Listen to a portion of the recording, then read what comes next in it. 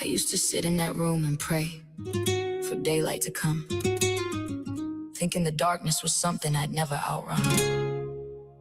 But I survived Freddy, survived the storm, survived the pain.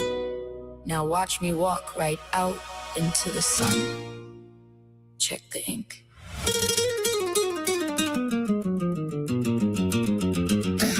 In the shadows of my dreams, yeah, I was confined, a prisoner of the cell inside my own mind, hoping for escape from the horrors in the dark.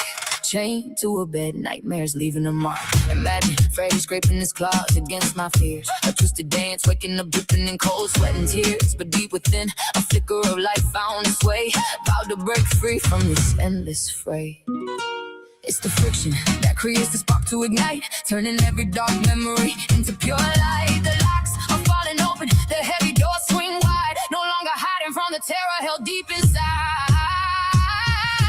Breaking every heavy chain of inner resistance, spotting the horizon out in the distance. I was shackled in the dark, but I conquered the weight, no longer bound to my past. Now I'm standing up straight, stepping out the dungeon where the dark used to hide. I snapped the iron bars and took my freedom outside.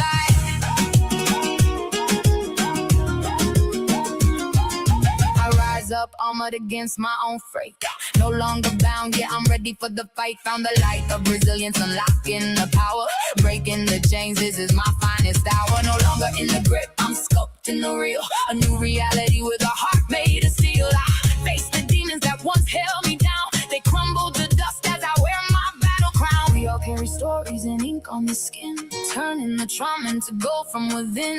Looked in the mirror and decided to lead, rewriting the narrative to give what I need. Just imagine being bound, now imagine being unbound.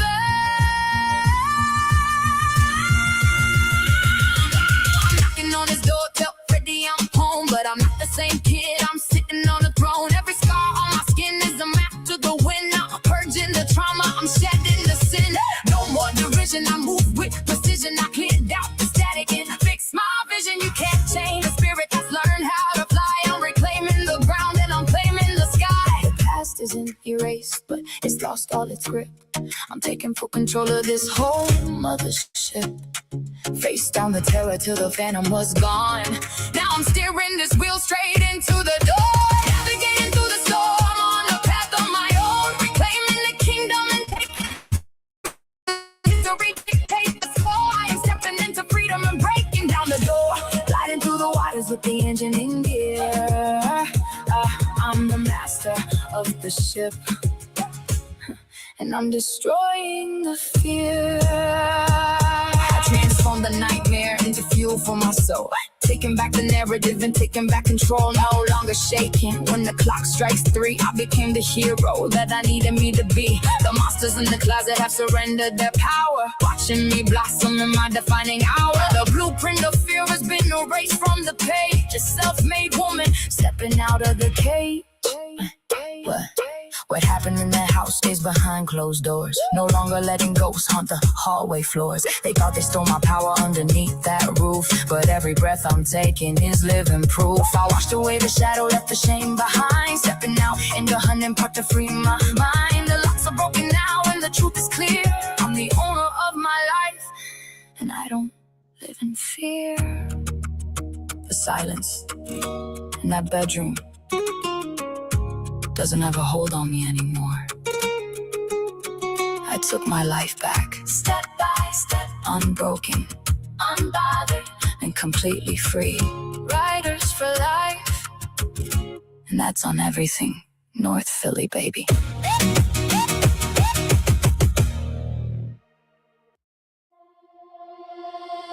Do you know I really believed every promise you ever fed to me? First one I ever let behind the shield, and look at how you played me. Check the ink. Give you my heart for what? I told you it's not that easy to tame me. Give you my heart for what? I don't need no one to entertain me. Give you my heart for what? When all you do is shift to blame. You projecting your past, and it's driving me insane. Demanding my energy while you keep your feelings guarded, leaving me to finish the war that your ex-lover started. Now you're checking my phone, looking for a reason to fight, but I'm the only one who ever tried to treat you right. Sacrifice, sacrifice, sacrifice, that is all I hear you tell me. You want me to surrender my peace just to make you feel secure, but I won't be the casualty for the hurt you refuse to cure. Paying the bills for a heartbreak I didn't even cause, suffering the damage from all of your emotional flaws. I gave you my soul and you just watched the courtroom bleed, punishing me for the love that you claim you don't need. Stepping out of your shadow under the rising sun, breaking out of the cycle because my life has just begun. Sometimes I feel like you don't even see me. Lord, please help me. This situation is starting to exhaust me. So what's the move now? Looking for something where there's nothing. I don't wanna argue anymore. Living with the illusion that you'd eventually love me the way I do, but I'm just a game to you. You're hunting for vengeance in me while I'm dreaming of a future with you. I don't know what to do anymore. They see the damage, but they don't see the cause. They want the victory, but flew from what was lost. I never thought we make it this far down the line, but I'm drawing a boundary to protect what is mine. They tore you into pieces, but don't act like that was me. They hurt you and they messed you up. Why am I the one paying the consequences? Maybe you love someone you shouldn't have, a fatal decision you made. But tell me why I'm the one stuck standing in your shade. Maybe they played you, they didn't really love you. You were just a temporary thrilling adventure they ran through. They never gave you a chance, and I'm the one bleeding out the consequences. Go heal yourself before you try to come for me. Go fix the shattered pieces that I didn't break. Look at the mirror, look at the price of your mistake. I am no longer carrying the weight of what they took from you.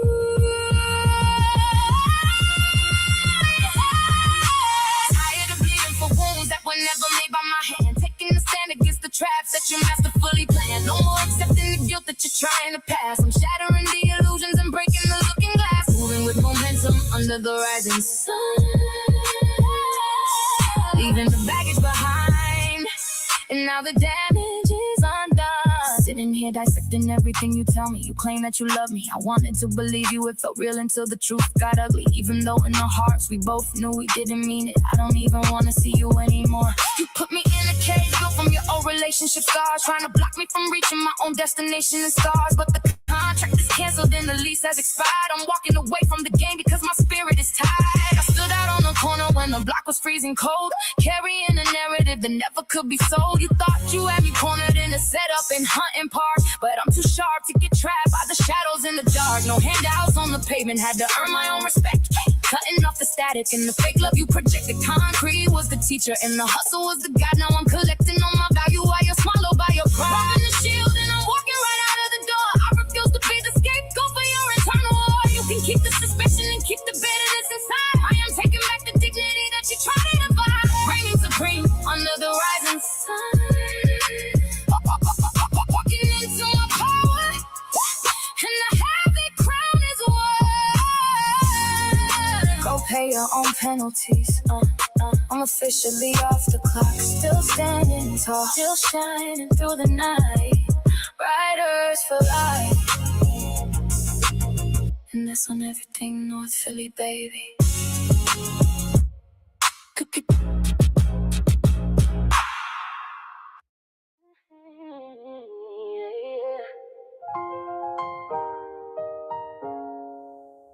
Riders for life, yeah.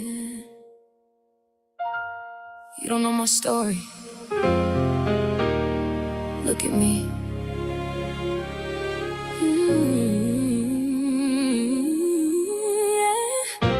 Who are you to look at me and think you know the deal? Pointing fingers at the armor that I had to build. You see the surface, but you never see the hidden cost. Counting on my shadows while you're blind to what I lost. Standing on the outside trying to tell me how to feel. You look at the armor, but you never see the war I fought. Judging the independent lessons that the trauma taught. You see the winter in my eyes, but missed the firestorm. Before the world turned cold, this heart was pure and warm.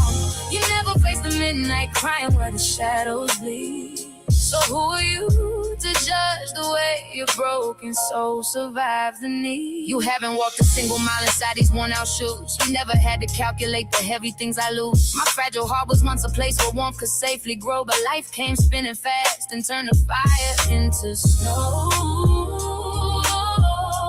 Now I'm moving cautious, cause the code is all I know. You don't know the silent battles fought within the dark. Every single teardrop trying to put out every spark. Crying in the shadows where nobody else could see. Wrestling with the ghosts of who I used to be. My scars run deep within, beneath the surface of the skin. You look at the armor, but you never see the war I fought. Judging the independent lessons that the trauma taught. You see the winter in my eyes, but missed the firestorm. Before the world turned cold, this heart was pure and warm. You never faced the midnight crying where the shadows bleed. So who are you to judge the way your broken soul survives the need? So don't you try to understand or claim you know my mind. If I seem a little distant or a little hard to find, guarded is the only way I'm keeping things secure. Making sure the damage isn't more than I endure. That's just my survival from the things that came before.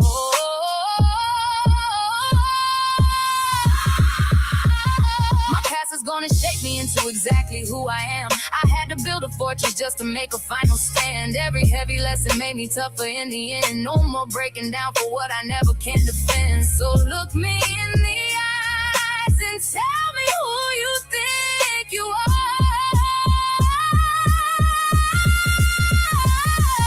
The armor, but you never see the war I fought. Judging the independent lessons that the trauma taught.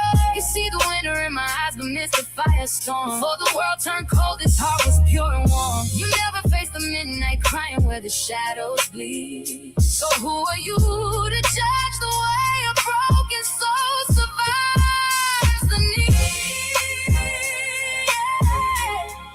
You call it distance, but it's boundaries. But it's boundaries I had to trace to keep your heavy feet from trampling my sacred space. I held the match while everything I loved was burning down, and had to learn to swim before the current let me drown. You only see the fortress standing high against the grave, but you weren't there to help me clear the skeletons away. This is the final reckoning, in the mirror in your face. You couldn't last a single second running in my race. I am the architect of every single scar I wear. I drag my spirit out of hell and back into the air. No explanations left to give, I'm standing completely whole. You have no power here, you cannot touch a sovereign soul. Yeah.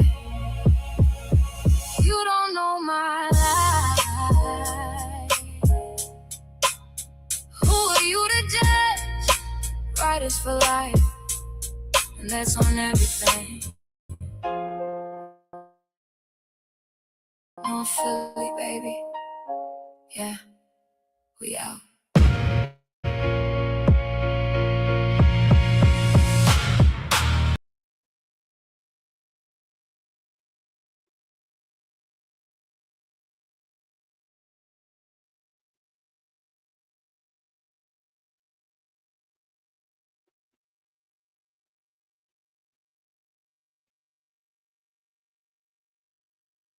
Hey, what up, everybody? I hope all of y'all is having a blessed and humble morning. Continue to have a blessed and humble day. This your shorty, Racheal. Let me welcome all of y'all to the Writers for Life Brings It All podcast, yo. I'm hoping all of y'all is having a blessed and humble morning. Like I said, man, and continue to have a blessed and humble, rest of y'all day, whether it's morning, evening, afternoon, or nighttime where y'all at, man.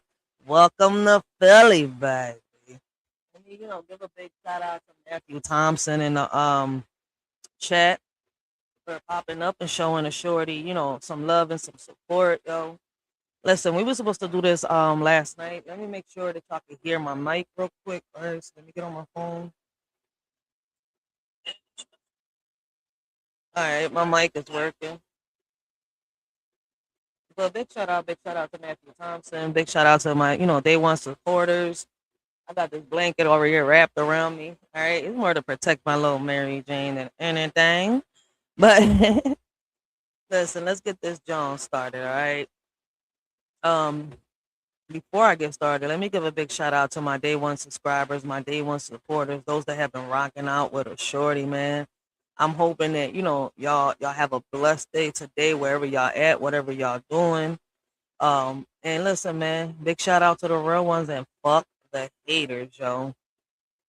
We were supposed to do this yesterday night, but man, I fell asleep. I was tired, a lot of work, man, dealing with the kids.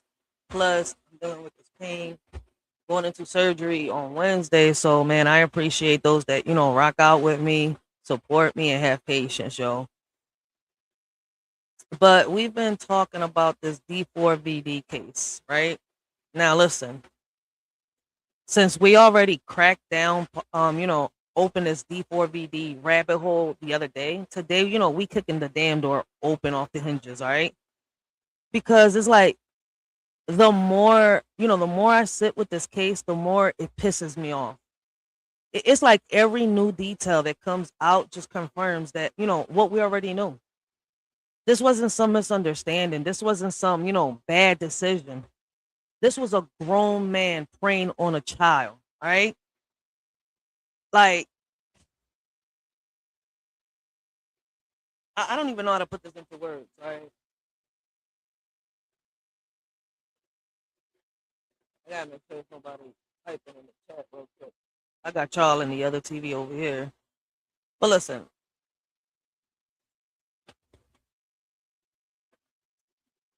this was a grown man preying on a child and a whole circus of people pretending they ain't see nothing. And I'm sorry, but if you could watch a child get hurt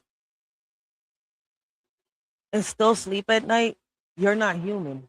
All right? You're a malfunctioning NPC. Now, I have a question for a lot of y'all. Like, why do y'all think people act blind when the truth is staring them dead in the face? And I ask this question constantly in different topics because it's like a repeated pattern time after time. All right, one that never ends. And before we continue, before we get into these videos, let's talk about these defenders. All right, we talked about it a little bit the other day. We reviewed and reacted to the news clip about what's going on with the D4VD case. Then we reviewed and reacted to Sloan, right? He broke the case down. And like I said, there was a lot of people in this case, right, that sat there and watched this man groom this little girl and did nothing. Now, there's a lot of people that, say the parents didn't really know. I agree in certain situations, but in this one, I don't know. It's a little off. All right. We know a lot of people out there that have, that are willing to sell their kids to celebrities just for money. All right. So listen, we can't consider every parent out there, all right, a parent. Because some of them lead their kids straight to the slaughterhouse. All right. So we're gonna talk about these, how can I say, these defenders. And I'm talking about the people that, the lawyers that are in charge of the case. Because baby, they're still out here embarrassing themselves. All right, they're arguing in circles, making excuses, trying to rewrite timelines. All right, they're trying to rewrite timelines like they work, for Marvel Studios. He didn't mean it. She was mature for her age. We don't know the full story. Shut the fuck up, yo. We know enough. We know she was a child. We know he was grown. We know, the power dynamic was real.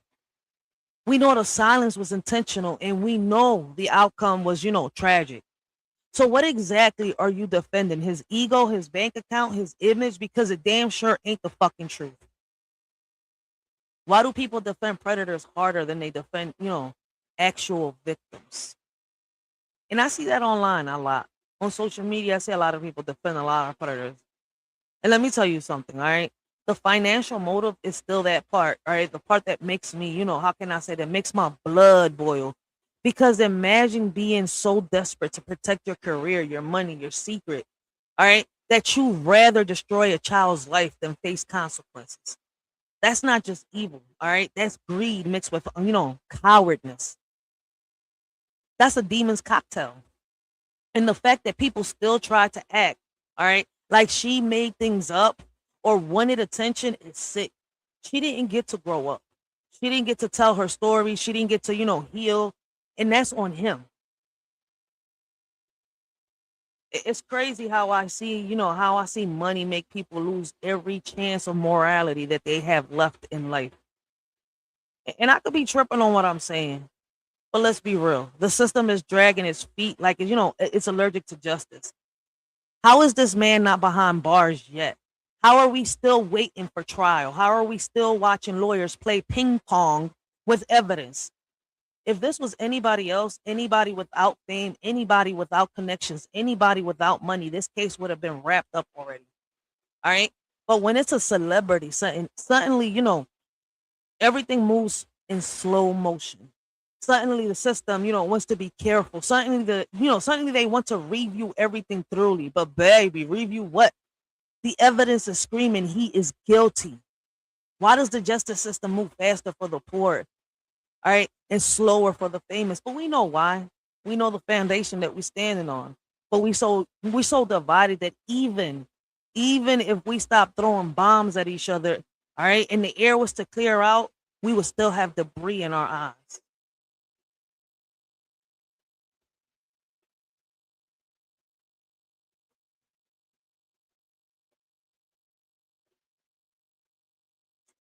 Oh my god, we got sober. I mean, we got fucking trolls up in this bitch.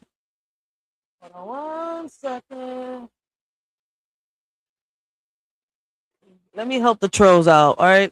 Because if you can't keep it, on this topic, if even though we're gonna have random topics after this, the link is there for any of any of the my real subscribers. If they want to come up, chop it up about this topic, y'all more than welcome. I'm not just gonna let anybody up unless we've chopped it up in the chat. That's a different story. But just anybody that comes in without chopping it up with me in the chat or even knowing what this channel is about, I'm not letting you up. All right. Get to know the channel first, get to know the platform, what we do over here, then think about hitting the link for real, for real. But let's talk about, when it comes to the D4VD case. Let's get right into this, right? And I'm talking like this because ain't nobody really in the chat right now. So I'm getting everything. I'm gonna get out my chest. All right. Then we're gonna review and react to these videos. Anybody want to come up while I'm reviewing and reacting to the videos, got questions, want to say something, y'all more than welcome. But we're gonna get into, the people who knew because I'm still stuck, right?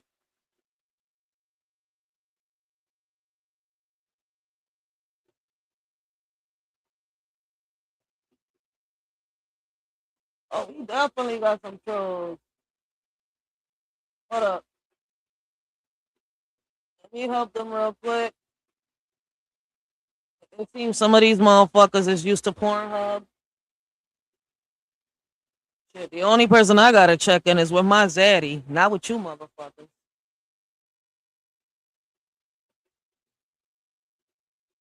There we go. There we go. The chat seems a little more nicer now. A little more calmer. No trolls. No bullshit. No predators in that bitch. All right. Because I feel as though there's some of these motherfuckers out here belong in a mental institution. Some of them be fucking hopping rainbows. All right. One rainbow at a fucking time. When they reach the bottom, I'll give them a pack of Skittles. All right. Real shit. Blessings, blessings. We got young Riaz.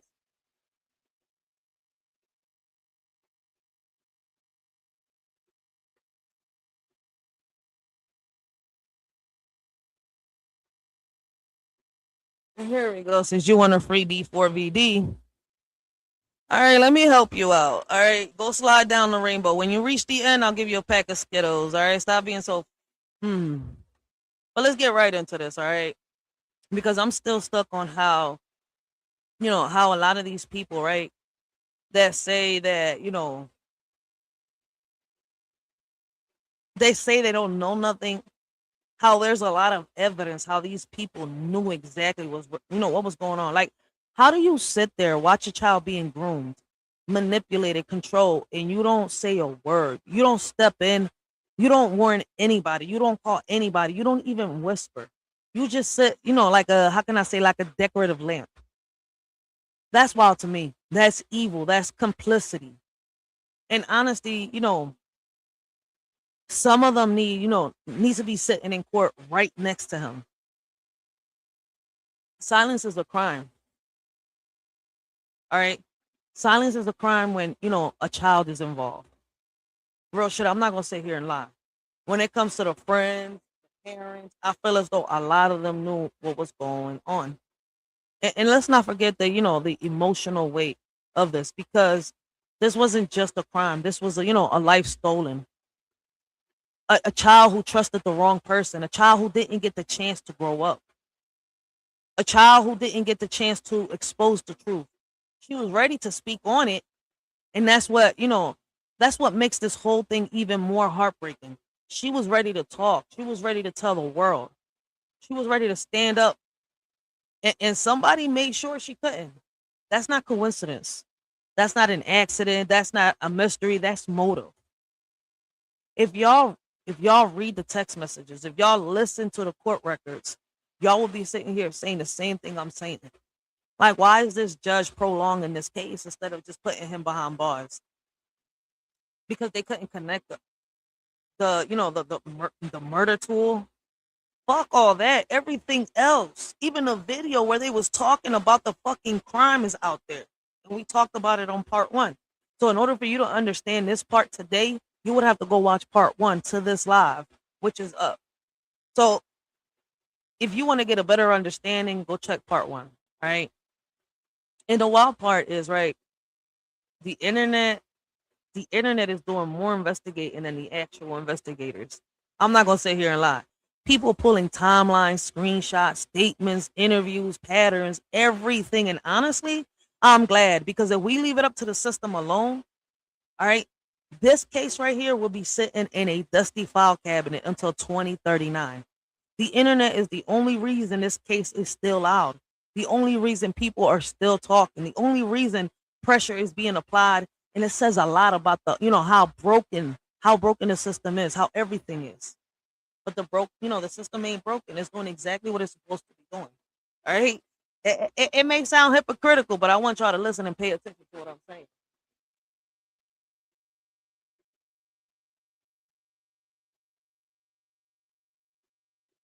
Oh man, y'all looking for love on YouTube? Oh my god.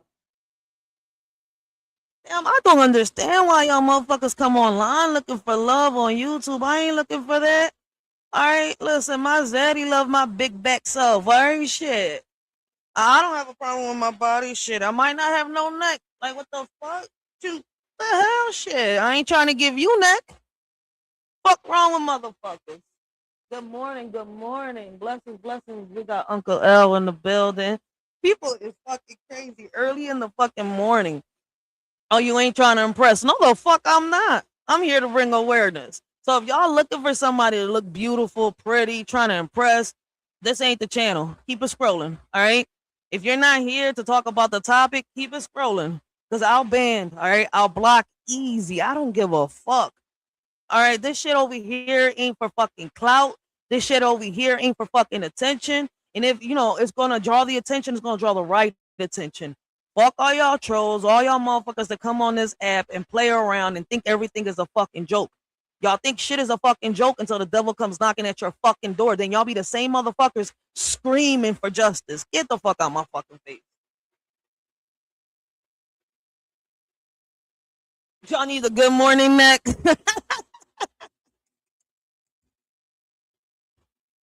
I'm dead. I don't know who that is, but they being jokeful. I don't mind the jokes. I don't mind the jokes. Let me get back under my little blanket over here. All right, I'm a little cold. And I'm trying to keep the air away from my little Dutch. So y'all know I'm getting off the screen soon. Because while we reviewing and reacting to this video, y'all know it's wake and bake, all right? Wake and fucking bake it is. Shit. Motherfuckers said, shit, that's a big bag. Let me know where a big bag weighs 150 pounds. Motherfucker. I'm thick. I'm very thick, but I don't mind calling myself a big bag. I don't mind roasting myself. I ain't gonna sit here and lie. But motherfuckers ain't gonna come on this bitch and disrespect. That's not what we gonna fucking do. All right? Being jokeful is one thing, but being disrespectful is another. We talking about the D4VD case. Somebody said gang. They over here like they admiring my little turkey neck. I was like, damn, I gained like 30 pounds. All right. And I ain't even peeped it, but I don't give a fuck. These little 30 pounds look good. Now I just gotta work on, work on that little fupa. And that's it. I was cracking the fuck up like shit. Motherfuckers talking about they want some neck. Motherfucker, go get you some neck. Cause I ain't giving it to you. Shit. But anyways, it is a lot there's a lot going on. So part 2 of this live, all right, it's simple. We're not letting this go. We're not, how can I say, letting her story fade. We're not letting excuses drown, out the truth. We're not letting defenders rewrite reality. And we're not letting silence win. Justice needs to be loud. Accountability needs to be loud. Her name needs to be loud. And until this man faces consequences, until the people who knew, face consequences, until the truth is fully exposed, we're staying right here loud. All right. Uncomfortable, unfiltered, and unapologetic. And for the ones that are taking this case serious, big shout out to them because see, they're not just bringing justice to, Celeste Rivas, right? They're bringing, how can I say, they're inspiring, bringing motivation to other people that have been staying silent because they're too scared to speak up. See, when we bring up conversations like this and topics like this, and we bring awareness to it, right, and we try to bring justice to certain situations, all right, we're not just helping the person that we're bringing justice to. We're helping other people, all right, find their inner self, bring that shield down a little bit, all right, and speak on what they got to speak on because silence is the reason why a lot of these predators, all right, are able to get away with the shit that they're getting away with today.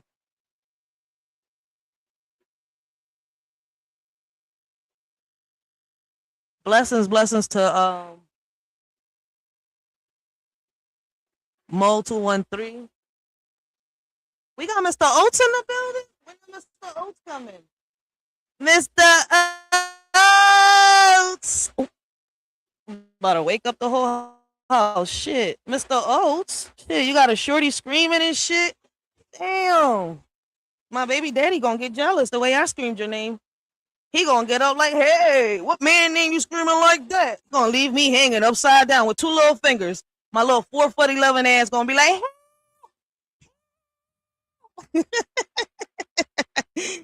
I'm dead. Shout out to Mr. Oates. That's my OG, man. Shout out to Mr. Oates. You gotta love you some of Mr. Oates, man.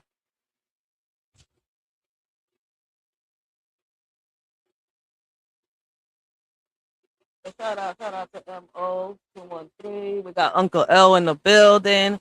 All right, now listen. Let me break this down slow, real slow, because the math ain't mathing, the story ain't storying, and the lies ain't lying correctly. All right, y'all gonna hear when we watch these videos, right? Y'all gonna hear the defense trying to say that she unalived herself in front of him. All right, they're trying to push different narratives. They're trying to say, oh well, she threatened him by, how can I say,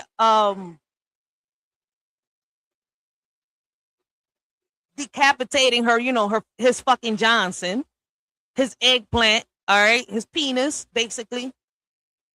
So they're gonna try to say a whole lot of shit, leaving out the facts that she was a 13-year-old girl that was being groomed from the age of 11 by a fucking 17 going on 18-year-old man. So let me break it down real slow. All right. If she unalived herself in front of him, like, why are they trying to push,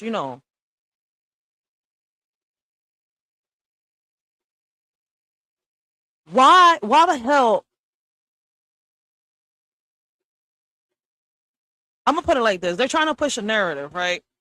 Where I'm gonna put it like this. How the fucking hell would he message her asking where she is? What, how? If she unalived herself, how did he end up texting her around that time? Where is she? A lot of shit ain't adding. Like, make it make sense. That's the worst storyline I've ever heard in my life. Like, if you're gonna lie, at least lie with rhythm. All right. They're throwing everything at the wall, hoping something sticks, but baby, the wall is clean, nothing sticking, not even a little bit. All right. Here's my thing, and I'm gonna say it loud and clear like this. All right. If you're a man or if you're a teen, all right, if you're a teen dating a teen girl, if you're a man dating a woman, all right, and a woman sits here and threatens you, let me ask you this one question. Why the hell would you still find a means to get her to you, or you find a means to get yourself to her? If a woman threatens you, stay away. But then again, we're talking about a 13-year-old emotional groomed teenager, right?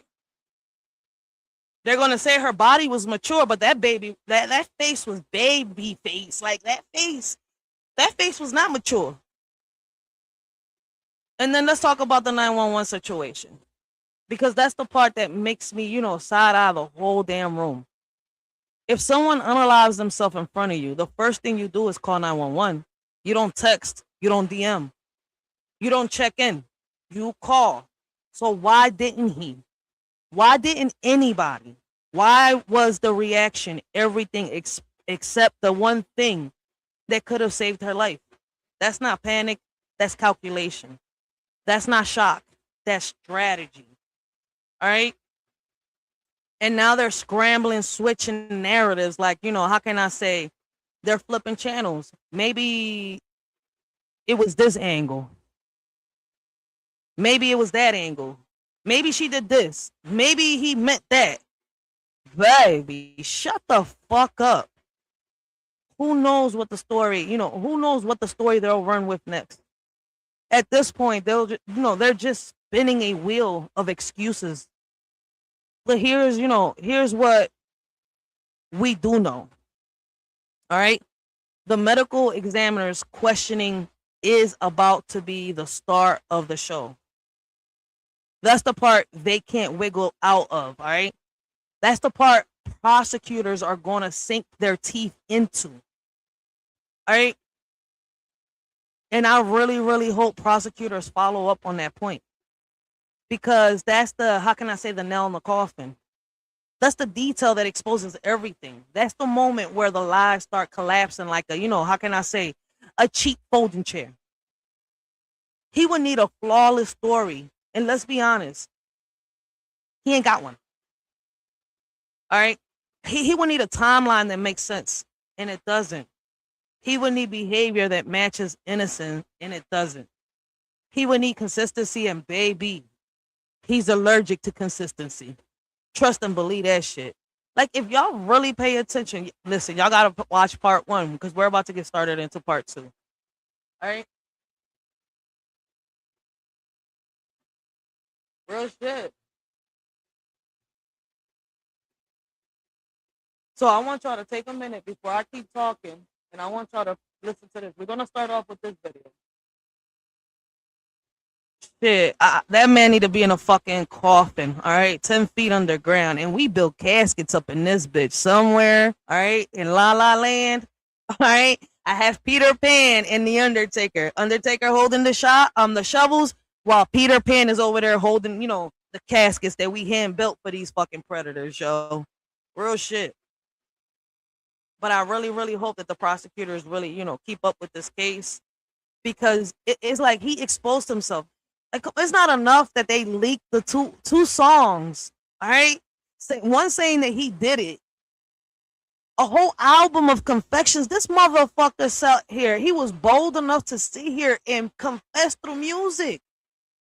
But you know what fucks me up in the head, like I said on part 1 of this live? Y'all put away so many rappers, not even knowing, all right, if what they was rapping about was true or not. But this motherfucker made confession song after song, and he still fucking... Y'all talking about the trial. He should have been behind bars, no excuses, no ifs, no buts. Play his music. Will the judge play his music like they've done with other celebrities? Play his fucking music. Confession after confession after confession, to the point he even got a song named after the girl.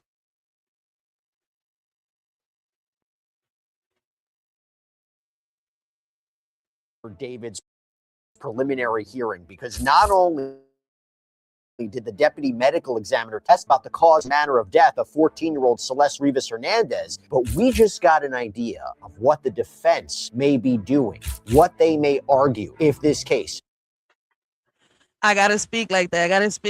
I'm not trying to get this channel taken. I had to, how to learn how to rephrase words. Sometimes it might sound funny, but I mean that shit, yo. I really mean that shit. So I have to rephrase certain words. If you don't even understand what I think about Peter Pan, I'm gonna give him a pack of Skittles at the end of the rainbow too. But people don't understand. It's just a phrase phrases I've been using so that they don't knock my channel down. That's it. Because we have to replay, we can't even say, the RAPE. We have to use the word grape until I'm a small channel. There's bots dealing with my channel. All right. So it is what it is right now. But I hope y'all enjoy the content, because not everything, listen, we're going to be serious, but there's going to be points in time where you're going to hear the goofiness come out, because it's like, shit, we can't stay serious and cry all fucking day. I may sound, but it's like, you have to know when. You see where I'm coming from? When to say a certain joke and when not to. And certain people just don't understand. It's like when somebody's going in, somebody's really, cooking and putting everything out there, trying to break a certain topic, that ain't the moment to joke around, yo, for real, for real. And I appreciate those that actually do understand where I be coming from, because it's like there's a time and a place, for real, for real. I don't mind the joke and I love it, man. Make me laugh, because I bring a lot of topics that, that make a lot of people want to cry. Shit, I cried before I did the live. I cried already months ago. All right, I really did. I almost cried. I'm sitting here, damn, man, if this was my daughter, I think I'll be the one behind bars. So I don't want him breathing. You took her innocence. You don't deserve to breathe the same air we fucking breathing, because she's not breathing it. But nobody ever could understand where I'm coming from when I say that. Goes to trial, and I will tell you right now, it is something. Welcome to Sidebar, presented by Law and Crime. I'm Jesse Weber. Okay, day 4, David's preliminary hearing. Remember, this is all to determine if there is sufficient evidence, if there is probable cause, sufficient probable cause to support the charges that he faces for this to go to trial. Remember, he's facing murder, continuous sexual abuse of a child, unlawful mutilation of human remains charges, all in connection with the death of 14-year-old Celeste Rivas Hernandez, whose decomposed, dismembered remains were allegedly found in a Tesla allegedly registered to David. So now we are going back, and today's big because this is the testimony of the deputy medical examiner, Dr. Grant Ho. Let's talk about it. Okay, let me bring in our eyes and our ears once again. Julia Deng, NBC LA reporter, who has been fantastic throughout all of this. Good to see you again. There's a lot to get into here. There is a lot to get into when we talk about the deputy medical examiner's testimony. But before we even do that, we've always started by talking about David's demeanor in the courtroom. And the way that we've gone through it for the past several days, it's that he looks kind of bored. He looks like he is on another plane, disengaged. Today, though, if I'm reading the notes that you sent over, a little bit different from David today, right? A tiny bit, Jesse. He is a little bit more animated. He came in today, wearing the standard LA County jail uniform, that orange jumpsuit. He's got a shirt on underneath it. Hair is kind of grown out. He looks tired, unshaven, but he did seem a little bit more animated. He sat down, had a conversation with one of his defense attorneys, and then started smiling and chit-chatting a little bit with her. That was different. But once testimony started up again, and we were hearing from the deputy medical examiner, one of 2 people involved in actually performing the autopsy on Celeste after her remains were found in David's Tesla, he went back to his usual, expressionless, emotionless, really motionless pose, sitting at the counsel table. He's staring straight ahead, kind of just blinking at the witness on the stand, staring at the exhibits on that overhead. See, I want to see him underground because he's a predator. I don't care about the color. White, black, yellow, purple, pink. I want you underground. You see where I'm going? Like, I feel like this when it comes to anybody. If you a predator, you preying on kids, you taking their innocence. I don't care what the color of your skin is, man or woman. Because a lot of people think that it's just women that are, my bad, that are just men that are predators. No, we got women out here too. Women that do the same thing, all right, that men do. There are women that are more fucking wilder than men are out here. All right. And I'm not defending the men. All right. But shout out to the real men. Let's put it like this. We're talking about predators. All right. We're not talking about real men. We're talking about predators. All right. I'm not defending the men predators. I'm just saying that there are women out here that are predators and are capable of doing something that a man does and 10 times worse. Just because she's a woman doesn't mean that she doesn't do the same shit that these motherfucking perverts do out here. For real, for real. But I agree with you. In certain situations, a lot of people do that.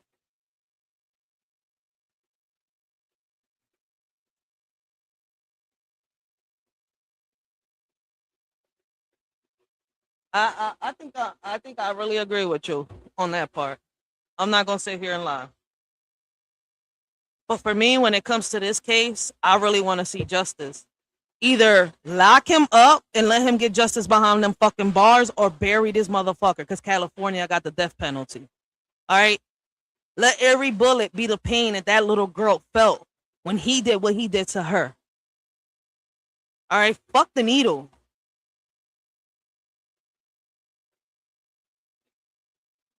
What is it called?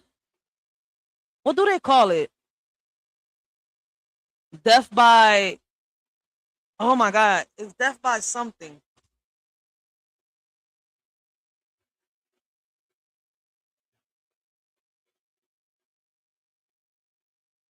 I can't with Mo. Wait a minute.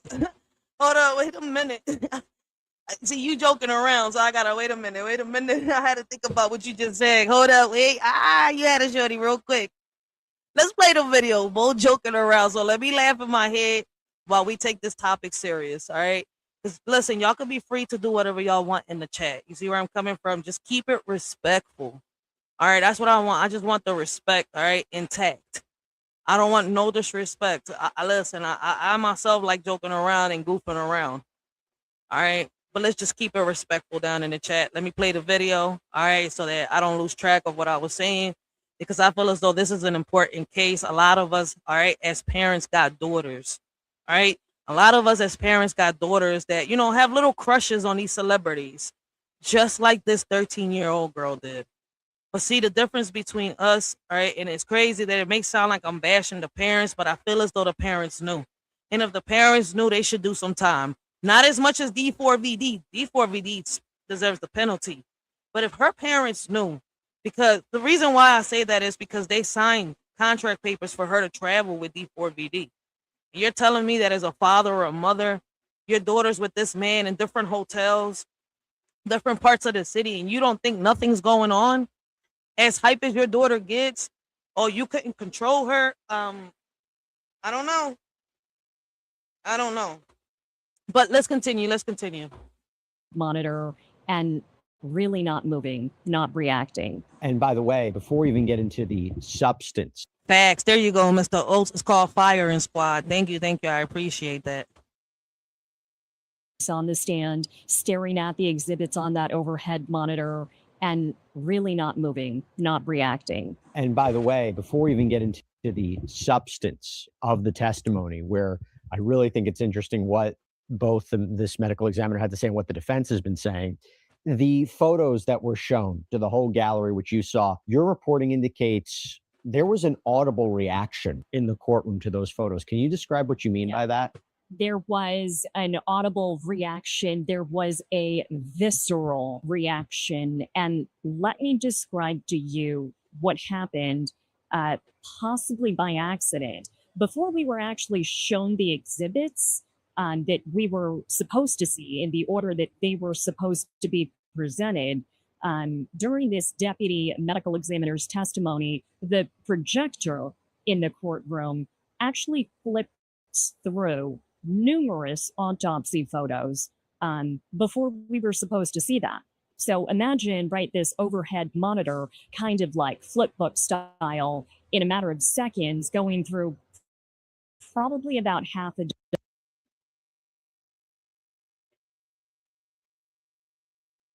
Oh, wow. I just noticed that over here it shows the parts of the body he dismembered. Yo, he ain't shit. She got bullet holes or is those knife holes? Like, I see some holes. Could they be bullet holes? That is crazy. He dismembered that baby. This motherfucker's a monster. Fuck all that, yo. Dozen photos, and I'm talking autopsy photos, showing the victim's torso, open chest cavity, extremities, laid out, cleaned off and laid out on a silver exam table. There was an audible gasp. A reporter sitting behind me in the courtroom, you could hear her reacting to this. You could see everybody reacting, I think, very viscerally.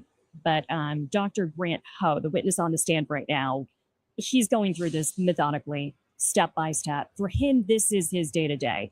This is just part of his job, and he's answering the questions that way. There's nothing emotional, nothing grisly or gruesome about any of this to him. Makes you think about that job. Oh, okay. All right, I know this is a 180. I had to, I'm like, wait a minute, why he don't think of this case being gruesome? But then I had to think about what she was saying. The fucking doctor used to it. Obviously he's a fucking mortician. Duh. Like, you threw me off with that dumb shit. Yeah, I get it, but I have to call this out because I think it's really concerning. Why are so many of us still settling for earning almost nothing on our savings? Is that how you gonna sit here and throw this dumbass ad? I'm on premium because I don't want to see ads, and you're gonna still hit me with an ad. Lord, this is some bullshit. Here we go. There has been so much about evidence about this shit is wild. They're gonna sit here and hit us with a Shime ad. We know what Shime is. Leave the fucking ads for the end of the damn. Oh my god, yo. They listen. They get paid for the ads when you don't have a premium, right? Then on top of it, they want to sit here and throw us with the sponsor instead of leaving that shit at the end of the damn video. Do the video, then fucking advertise all them damn sponsors you want to fucking advertise. Shit. About David's alleged illegal relationship with Celeste. There's been a lot of evidence and testimony regarding the potential cleanup, the dismemberment. When it comes to the actual killing, when it comes to the actual alleged murder, say about the cause and manner of death of Celeste Rivas Hernandez. There is a lot of back and forth, but he repeated findings from the medical examiner's office that have already been published. This was released months ago. We have reported on this, but he walked us through with the support of visuals this time that we have not previously seen from the autopsy. He walked us through what they already found months ago. They decided the cause and manner of death of 14-year-old Celeste Rivas Hernandez was homicide, and they attributed her death to multiple penetrating injuries. Here's what's interesting, though. It did not identify kind of weapon or tool. Oh, okay. She's talking about the holes in her body. Because I was going to say, wasn't the tool a fucking chainsaw? Isn't that what's prolonging this case? Well, with all the evidence, right? Like, even on part one, we showed a video, right? That Sloan showed, where they were at his house, him and his friends doing a Twitch live. and somebody slowed down what was being said in the background. They was having a conversation, and it sounded like a guy, which I guess was supposed to be D4VD. I'm not sure, but they have it down as witness, right? And a girl confessed to unaliving fucking Celeste in the bathroom. So this right here is like, with that video alone, it's enough. Why don't y'all get one of y'all little forensic experts to analyze the fucking video and listen to what's being said?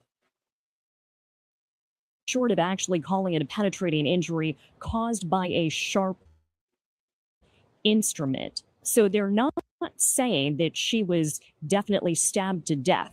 And that's because of the advanced state of decomposition. They simply don't know for sure exactly how or what caused a lot of what they found, which we are looking at right now in the courtroom, documented in these very, very visual exhibits. Let me tell you why that's so significant. You know, but our audience should know. One of the special circumstance allegations in this case that has been presented by prosecutors is that David Anthony Burke personally used a deadly and dangerous weapon, a sharp instrument, to commit this crime. And yet what you're telling us is this deputy medical examiner can't definitively say that that's the case. We don't know that for sure. And I think defense attorneys made a point of underscoring that several times. That is one of the elements of this first degree felony murder charge that is interesting, that is different, right? And if he is convicted, there could be a sharp instrument enhancement. I believe in the state of California that could tack on an additional consecutive year. But those 3 additional special circumstances, that makes this murder case eligible for the death penalty. Here's what else the deputy medical examiner doesn't know for sure. And defense leaned really hard into all of this on cross. They don't know which penetrating injury occurred first. There's one on the victim's abdomen, and there's one on her lateral left chest. So one is with liver damage, the other possibly with rib damage and diaphragm damage. Deputy Emmy can't say which one happened first. He can't say definitively whether or not they may have happened seconds apart. He cannot say which one caused her death. He cannot say how long it may have taken Celeste to die from either one of those injuries. There's so much we simply don't know. And that created a gap for one of the defense attorneys to ask something that we have not heard yet in this case. What? What the fuck she asked? She asked this witness, this deputy medical examiner, if he could rule out that Celeste may have inflicted both of these stab wounds on her own. And that's what I was saying earlier. Like, come on, why the fuck did he dial 911? Let's make it make sense. She unalived herself. He ain't do it. She did it. Well, why didn't he dial 911? Yo, listen, man, I'm not stupid. I'm not stupid. And it's not, let's not act like the motive wasn't clear as day. Financial gain, control, fear of being exposed. It's all sitting right there, all right, in the open. She was a child. He was a grown man. He knew better. He knew the power he had. He knew what he was doing. All right. And when she threatened to expose the truth, suddenly she's gone. Suddenly the story shifts. Nah, man. Suddenly everything is complicated. Baby, it's not complicated. It's calculated. Why do predators always panic when the truth is about to come the fuck out? This is what happens every single time. And you're going to tell me you can't put the pieces to the puzzles together? Then, you know what? All right, we couldn't determine what was the cause of death. All right, which one? But we know he did it. Just listen to the evidence is out there. The fuck? Why does why does the internet gotta solve these cases for the goddamn detectives? Is the internet gonna get paid for solving y'all cases too? Shit, they need to get half y'all goddamn Texas. Like, fuck. And he said, based on his findings in this autopsy, that was not something that he could definitively rule out. The reaction in the courtroom following that line of questioning, though, I turned around and I could see a couple people, glancing at each other, eyebrows raised. It looked and felt to me like people watching this line of questioning felt like it may have been bordering on the absurd. It may not be something a jury would believe. Let's map that out for a second. So in other words, and this is based on what we saw this week from the defense, they are potentially building the argument, if this goes to trial, and correct me if I'm wrong, that Celeste would have come over to his place, something happened, she killed herself or had an overdose, David panicked and tried to get rid of her body. I mean, is that something that you see the building blocks for, even though they've tried to, because remember, one of the most significant things I think the defense has been trying to do is saying, well, all these alleged purchases, the chainsaws, the laundry bags, the body bag, was all after she allegedly died. So it's not like he planned to kill her. Am I understanding that that's maybe the building blocks of where they may go as a potential defense? Jesse, I don't know if that's where the defense is. I think this out different lines of questioning, right? See what sticks. See where the biggest openings might be for them to just create more gaps in the prosecution's case. I don't believe that line of questioning is going to go anywhere. But here's how they laid it out this morning. Marilyn Bednarski was the one asking Dr. Grant Ho these questions. She wanted to know first, is it helpful for somebody doing an autopsy to maybe have information about whether the decedent has a mental health history? What? Is it helpful to know if they are suicidal? Is it helpful to know if... How the fuck is he gonna know that through a fucking autopsy unless she did something that said that she took her own life? Nothing in the autopsy says she took her own life. All those were wounds inflicted to her and not self-inflicted, dumbasses. So why is y'all trying to flip the scripts?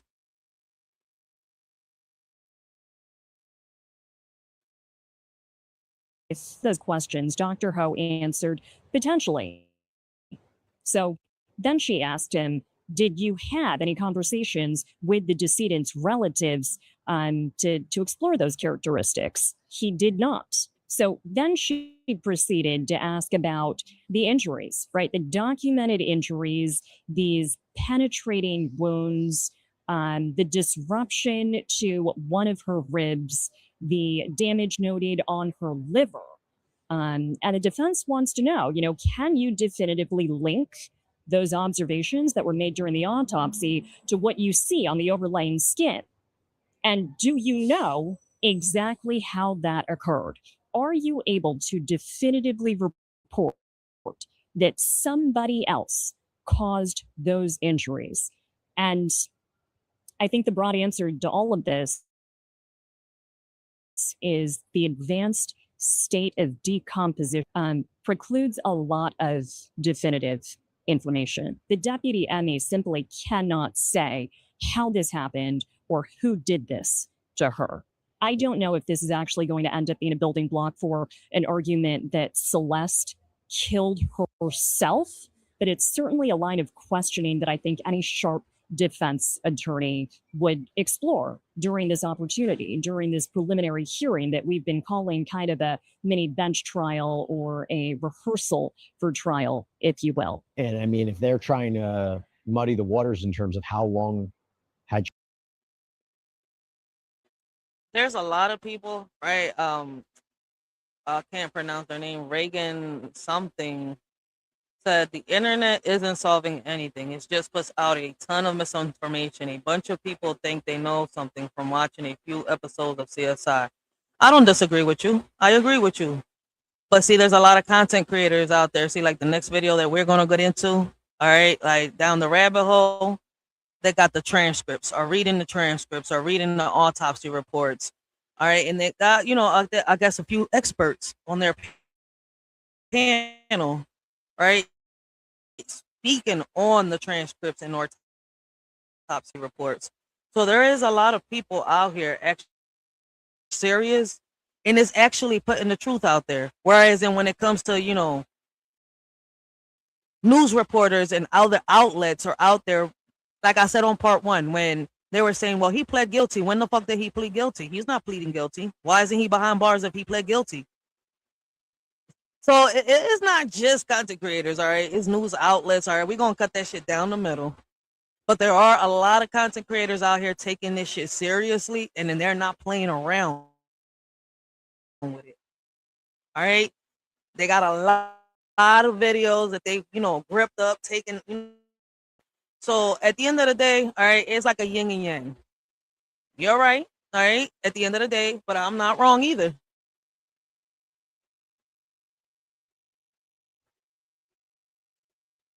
So we both making a good ass point. Let me put his comment up there for those wondering what I'm talking about.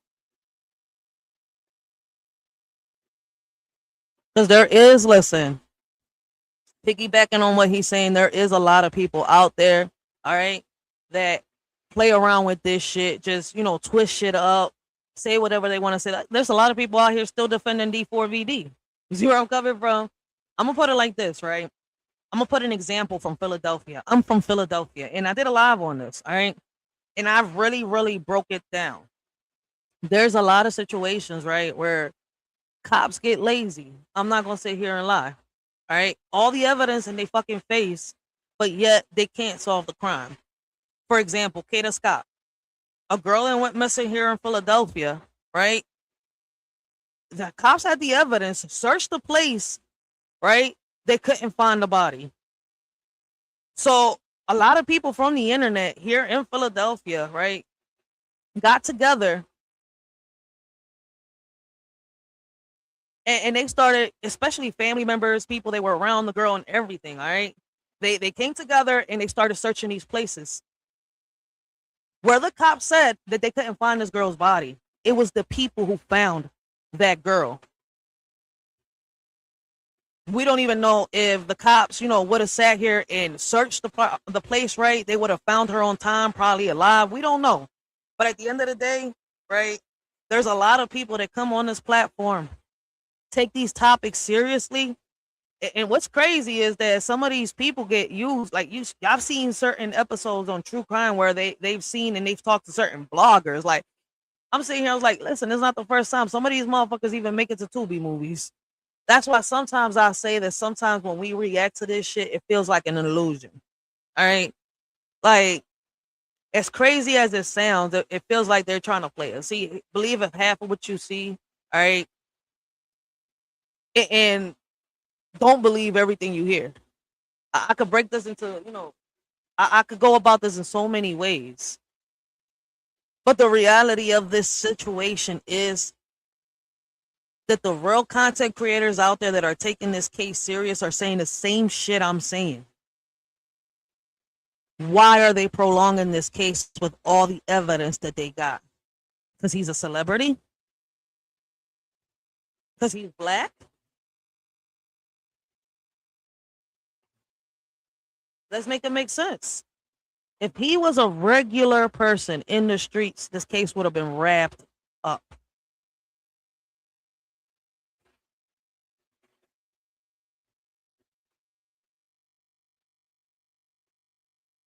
So I don't disagree with you. I agree with you. But it's like, I'm not going to sit here and just give one shine to one side of the internet when there's plenty of people out here that have put that work in, and it's the reason why these motherfuckers are able to solve their cases too. She'd been dead for, they might be suggesting, can you definitively say she died on that night in April? What about this whole back and forth about a gunshot wound? This was interesting too, because this was new. And Dr. Ho just clarified on the stand before we broke for lunch that his way of saying anything could have happened to inflict, he'd observed on her ribs, damage to one of her left ribs.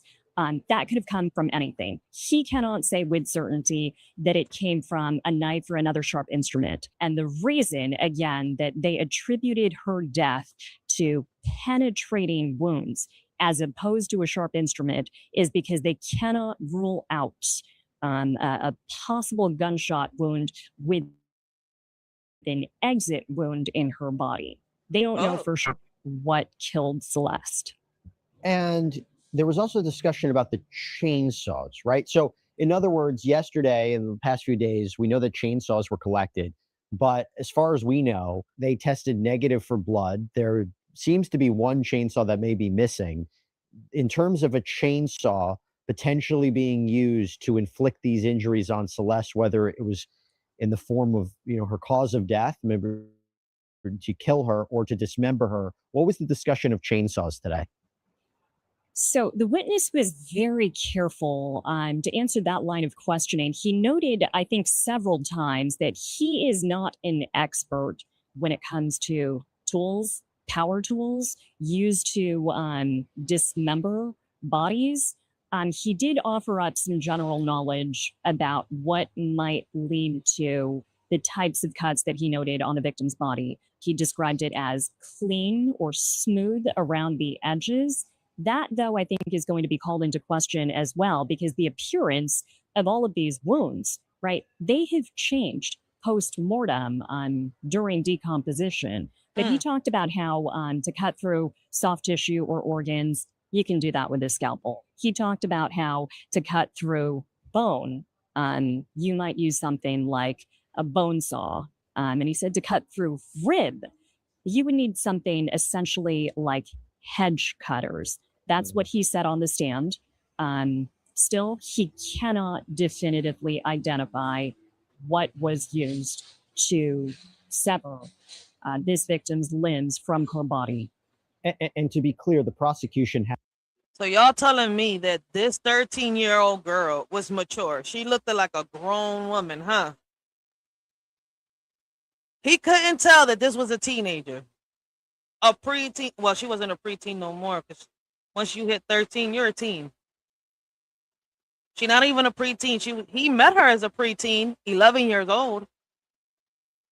Unalived her on her 14th birthday, according to them. So she didn't even get to live her 14th, her, like, this year, I think she would have been, 15, if I'm not mistaken. Hasn't laid out a specific murder weapon or what happened to a potential murder weapon? They have not yet. We do know 2 of the chainsaws found in David's garage during a search about a week after the Tesla was found with the victim's remains in the front trunk. We do know those 2 chainsaws tested negative for blood. What about the insect activity? That was another detail that I think got a visible reaction in the courtroom this morning. Dr. Ho described the beginning stages of maggots all around the victim's remains when he first got the case, when he was preparing to do the autopsy.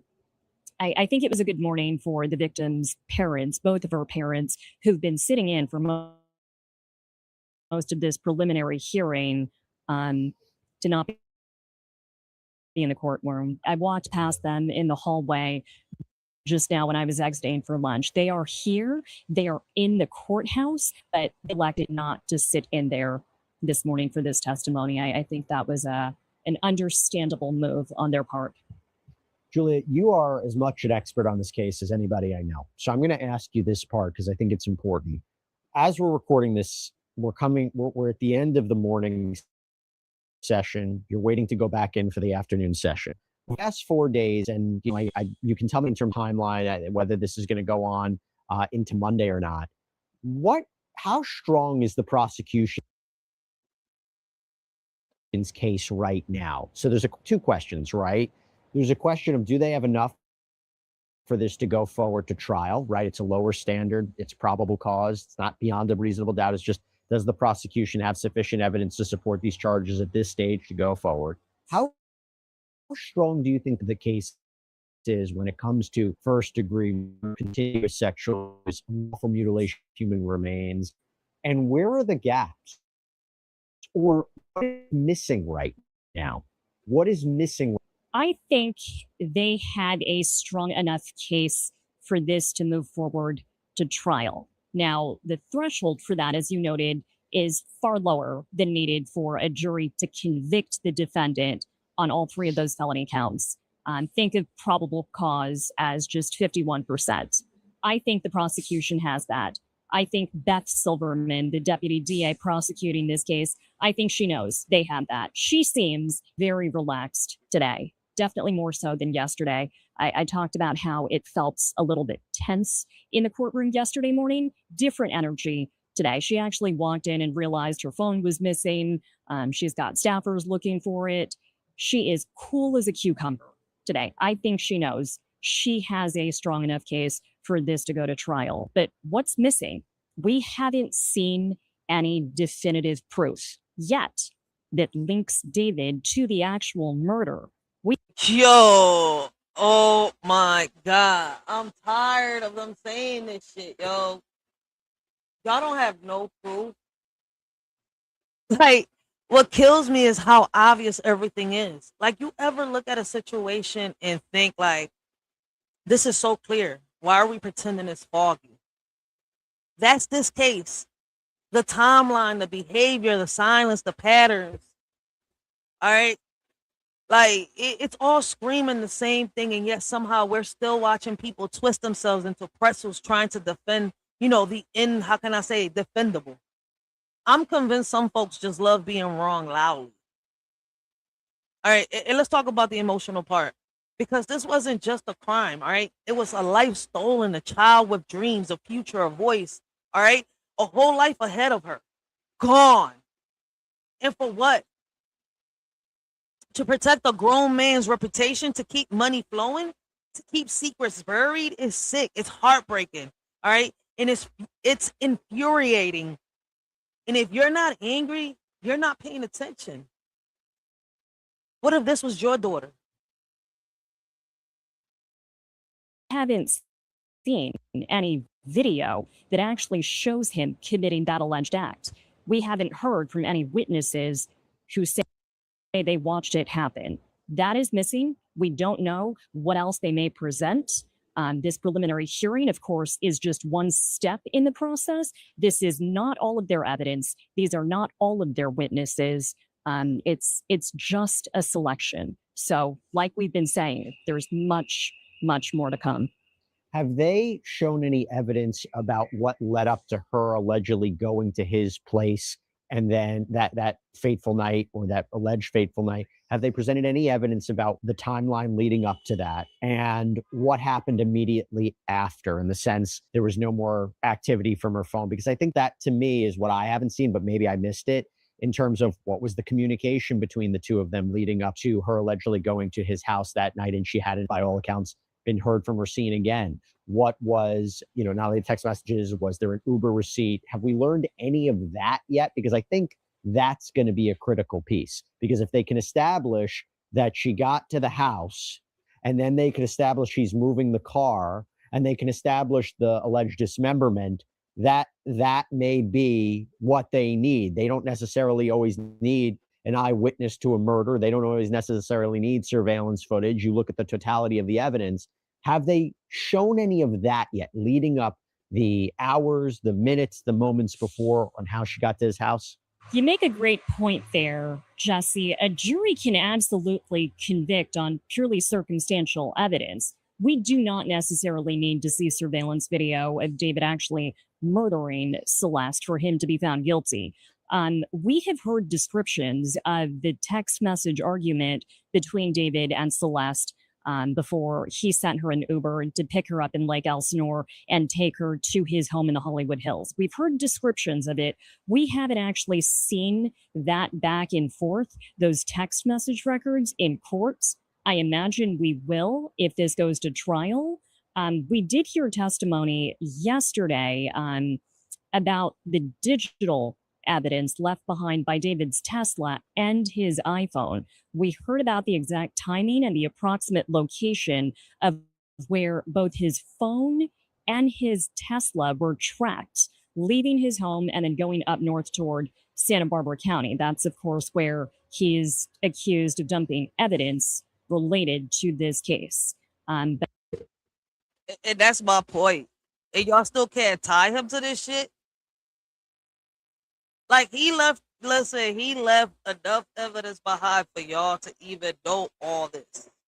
All right, and you know what's crazy? I'm not going to sit here and lie. All right, I'm not. See, a lot of people don't know this, right? But before all this, all this surfaced 2 years ago, before they locked his ass up,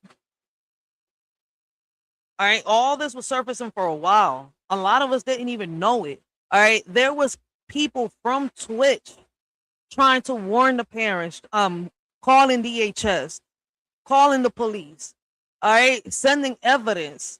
That's why I'm sitting here like, yo, if it wasn't for certain people in the internet, his ass wouldn't have even been caught. All right, people took pictures and videos, right, of him, or I don't know if he did it himself, right?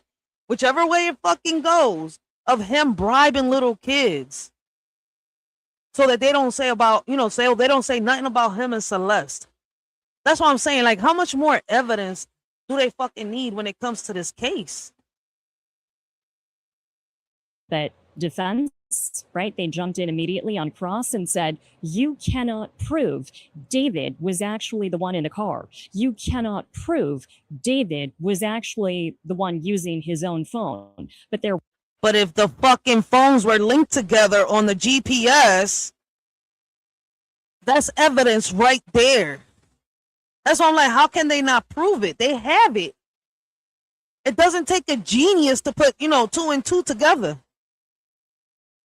Was an outgoing call about an hour, maybe an hour and a half after Celeste would have been dropped off at his home in the Hollywood Hills from David's iPhone to her number. But again, like defense attorneys noted, nobody can prove just yet that David was actually the one who made that call that went to voicemail. I think prosecution brought that up as just another detail supporting their narrative that he tried to cover this up. Before I let you go, because I know you have to run, I just want to ask you one more point. Man, my question to her is then who the hell had his phone? Huh? Who had his phone and why was his phone pinging at the same time he was, driving his car with Celeste's phone in that car? Celeste's phone was pinging in that car. Point about this. Look, we know the medical examiner has been in the news a lot, that office, in terms of alleged leaks of information potentially regarding Celeste's case. We know that there was a little bit of back and forth between them and the LAPD regarding a sealing of records for several months in this case. Did any of that conversation come up today? I believe I saw something about the deputy ME being asked, why was there a delay in terms of releasing or finding out the cause and manner of death? Can you explain anything, if anything came up about that? So quite a few parts to that question, Jesse. First, about LAPD and the LA County Medical Examiner's Office. Nothing specifically related to that back and forth came up today. And of course, after the ME's office did the autopsy, right, they came out with a statement saying the victim may have been in that car for quite some time. And then LAPD made a motion requesting that no additional details come out from the autopsy. And then the medical examiner issued another statement saying that they just want transparency around this case. They need that to do their jobs properly. So there was that a couple months ago. This morning, that specific back and forth was not referenced. Now, there was a question about that delay, right? 3 months. So you telling me that they want the mortician to sit here and lie about the case? Yo, these motherfuckers is trying heavy as shit to defend this motherfucking predator, yo. Delay. And Dr. Grant Ho explained very clearly on the stand, it was because they had to do some ancillary testing.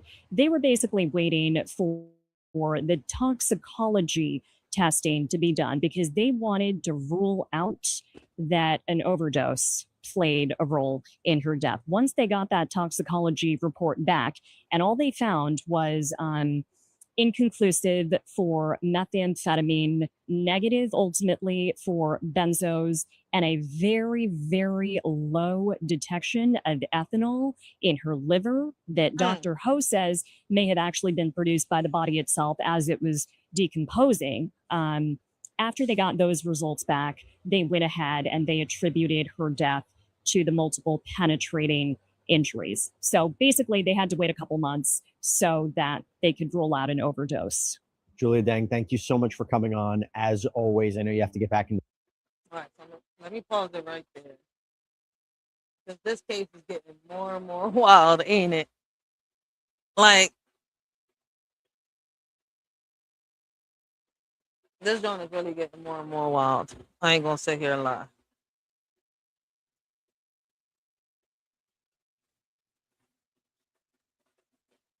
I swear, the more details, that come out, the more I realize how broken the system is, yo. Because if this case doesn't show you how easily a child can be failed, I don't know what will. Like, we need accountability, real accountability, not PR statements, not fake apologies, all right? Not the, he's going through something. Nah, we need consequences. We need justice. We need the truth. And so far, it's like they can't come with the truth.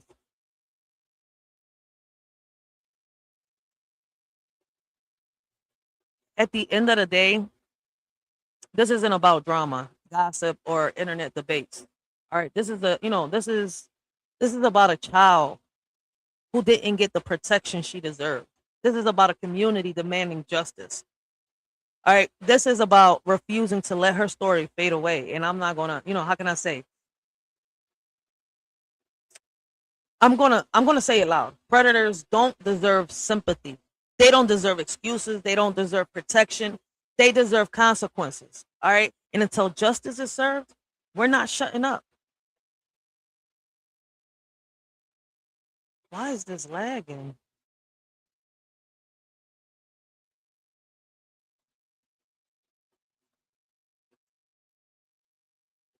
Give me 1 second. We're gonna take a quick little break, and I'll be right back. We've been on this John already an hour, 27 minutes. All right. Let's take a quick little 10-minute break, and I'll be right back.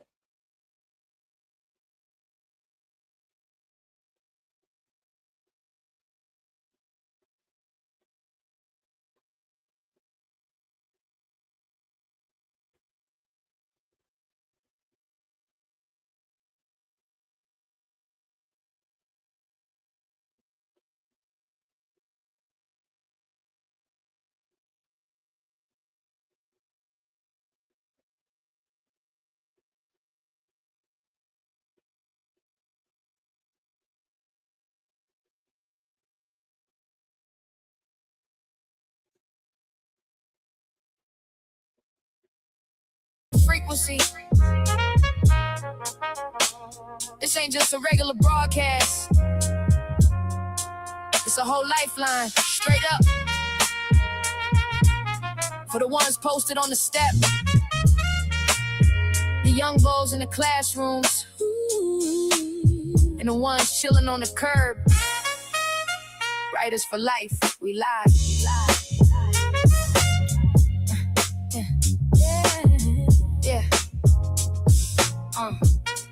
Yeah, I'm out here walking through the architecture of a forgotten dream where the North Philly bricks hold the echoes in the steam. I'm a student of the pavement, a scholar of the block, setting up the mic while the city starts to rock. We dive down the rabbit holes, chasing ghosts from back in the day, building bridges out of history, making sure the lesson stays. Way more than a podcast, more than digital airs. A map for the law showing them somebody out here actually care. We're digging out the truth from the dust in the ground, translating the struggle one sentence at a time. We're writing the future on the walls of the day, chasing the shadows, clearing the way from the street to the booth, from the dark to the light. We're the voice of the neighborhood, writers for life. Yeah, we're teaching the rhythm, we're showing them right, keeping them dreaming through the heart of the night. We're building a pathway out of the dark, bringing the flame straight to Hunting Park, connecting the dots, rewriting the script, giving them hope with every line that is ripped. Look, I see the youth standing right at the edge of the glass. I see the traps being set, just waiting for the moments to pass. I tell them, put the steel down, pick the platinum pin up. The world is heavy ball, but you gotta keep your chin up. We hold it down in HP, rapping Hunting Park through every vein, trying to find an antidote to wash away the pain. Right from wrong, it ain't a lecture, it's a real conversation. Investing in the spirit of a brand new generation. We're mentors in the booth, we're brothers on the square, putting wisdom in the lyrics, letting them know that we there. If we saved just one youngin', and the mission was a win. Stop the cycle of the ghost before the tragedy begins. Look, the system on us quiet, but the block screaming loud. We're trying to build an empire right under this cloud, and want another statistic, another name on the wall. But we standing on the front lines, refusing to fall. This ain't no game, this ain't for the cloud or a check. We bleeding for the neighborhood, demanding respect. Break the chains, break the cycle, let the truth take flight. We waking up the city, yeah, we owning the night. Alright, look, it's about way more than the views. It's about the soul of the city, for real. Get the kids off the corner, put the vision in their hands. Study the history, so you don't repeat the mistakes. Writers for life.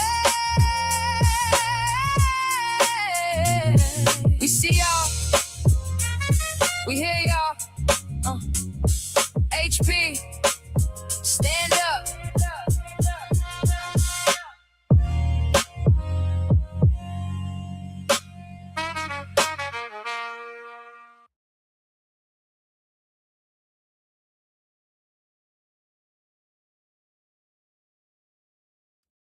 Writers for life, yeah. We locking this one in. Listen close.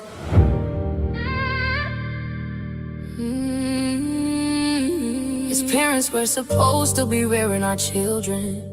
Nurture, love, and support, not miskeep, manipulate, or abuse them. You're supposed to be the shield when the cold wind blows, but instead you bring in trauma that nobody else knows. They look up at your face for a safe place to hide, but you tearing down the spirit that they carry inside. Damn, day after day, lost in a maze, watching the crime unfold. Parents and children turning into enemies, the story's untold. Bloodlines getting severed, yeah. The bond is completely broken. Living in a war zone where the truth is never spoken. Walking through the house like you walking on glass, praying that the nightmares would just hurry up and pass. How do you sleep at night with all that blood on your hands? Tearing down the innocent to satisfy a demon's demand. The silence is screaming, the truth is breaking through the floor. We ain't hiding the scars, we ain't keeping quiet anymore. Look at what you broke, look at what you left in the cold. The realest pain you ever felt is finally being told. Yeah, parents committing the worst sin by doing incest with their children, but we building caskets to put those in, destroying what we building. The absolute betrayal of a pure innocent soul, taking away the pieces that will make a child whole. Instead of building futures, we out here digging graves, spilling all this blood for the secrets that you saved. Lord, please take the wheel in this world where heaven and hell don't exist. Only the now exists, but it sure feels like we're walking through flames in the mist. No cosmic retribution, just the pain that we can touch. Living in a reality that weighs a bit too much. The fire is real and it's burning right now. We gotta face the demons and survive them somehow. How do you sleep at night with all that blood on your hands? Tearing down the innocence to satisfy a demon's demands. The silence is screaming, the truth is breaking through the floor. We ain't hiding the scars, we ain't keeping quiet anymore. Look at what you broke, look at what you left in the cold. The realest pain you ever felt is finally being told. Finally being told. As I see heaven's playground get full with innocent children who have been abused by those meant to protect, tearing down the pavilion. The ones who swore to guard them are the ones who pulled them down, leaving every angel with a shattered, broken crown. The playground is crowded and the tears falling fast. We gotta speak the real so this generation can last. This ain't just a track, this a wake-up call to the blind, to the sickness that's mutating inside of the family line. You locked them in the room, thought the walls would keep it quiet. Now that trauma's in their blood and it's turning to a riot. Stripped the way they body, stripped the way they dignity. You pass down a death sentence through the whole genealogy. No more hiding behind the title of a mother or a father. You ain't nothing but a monster leading lambs to the slaughter. We talking about the baby's room before they could even grow. The disgusting, explicit truths that the world's too scared to know. If the system won't expose you, then we tearing down the door. We unleashing every nightmare that you left upon the floor. You thought you got away, thought the secrets would just stay dead. Now the blood is on the walls and the fire's burning red. Burn it down, expose it all. The whole foundation break. It's the final reckoning for every single soul you take. Can't hide from it now. Every secret comes to light. Writers for life, and that's on everything. North Philly, baby. You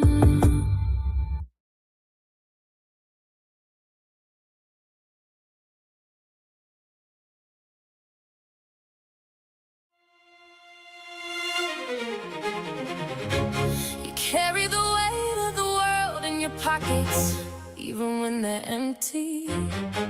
They see the hustle, but they never see the heart. Let's change the narrative. Listen.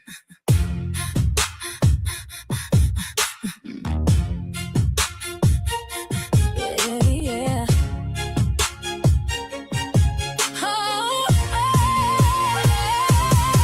Heart heavy as a mountain, pockets light as a feather. Trying to keep it all afloat in the stormy weather. They say love is the answer, but love don't pay the rent. When the landlord's at the door and every cent is spent, respect, that's a ghost, a dream just out of reach. A lesson that the concrete and the struggle had to teach. Invisible woman, walking through the crowd, struggling in silence while the world stays loud. Early lessons learned where the pavement is cold, where results are the only currency that's bought and sold. I'm looking in the mirror, seeing someone new. I'm pushing through the darkness just to find the truth. The world might not see me, but I'm standing tall. Yeah, I'm standing through it all. The bills pile high, reaching for the sun, reaching for the sun. While love and respect still on the run, still on the run. Yeah, the road is long and the climb is steep, but holding our ground, got promises to keep. One day the world's gonna know the name. Until then, I'm just a woman inside the flame. Stack of papers on the counter, ink turning red. Thoughts of a better life spinning in my head, but I keep pushing with that fire in my eyes. I see the finish line, I'm gonna claim the prize. Conquering the mountain, rising from the dirt, turning every scar into worth, burying the hurt. The falls don't define me, it's the way I stand up. Emptying the sorrow just to fill a golden cup. I won't back down, nah, I won't retreat. I'm making history right here on these streets. Sometimes it feels like the clock is standing still, fighting for the spirit and fighting for the will. They don't see the tears, they only see the grind, leaving all the shadows and the ghosts behind. I'm looking in the mirror, seeing someone new. I'm pushing through the darkness just to find the truth. The world might not see me, but I'm standing tall. Yeah, I'm standing through it all. The bills pile high, reaching for the sun, reaching for the sun. While love and respect still on the run, still on the run. Yeah, the road is long and the climb is steep, but holding our ground, got promises to keep. One day the world's gonna know the name. Until then, I'm just a woman inside the flame. Invisible no more, let the light break through. Every struggle was a seed for the life I'm coming to. I'm a queen in the making, watch the crown ignite. From the bottom of the valley to the peak of the light. The journey is renowned, they'll tell the story well. How I found a piece of heaven in the middle of this hell. Respect is the trophy, and victory is the state. Changing the script, we don't believe in fate. The legend used to balance on a razor thin wire. Now I'm taking all the stress and fueling up the fire. No more walking silent with my eyes on the floor. I'm kicking off the hinges of that opportunity door. They used to overlook me, calculate my worth, but I'm reclaiming every single acre of this earth. From the empty pockets to a mind full of wealth. I didn't need a savior, I did it for myself. I'm rising, I'm shining, shining. The wait is over, the world is mine. I'm stepping out and it's my time. Yeah, it's my time. Invisible, insist is gonna shine so bright. When everything is right, love is gonna find its way. Renowned in the struggle, yeah, we see you. Victory's coming. Right is for life, and that's on everything. North, Philly, baby.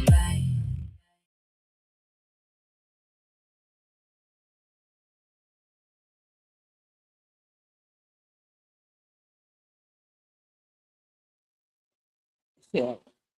My damn mouse wanna play with me, huh? It's alright. It's alright.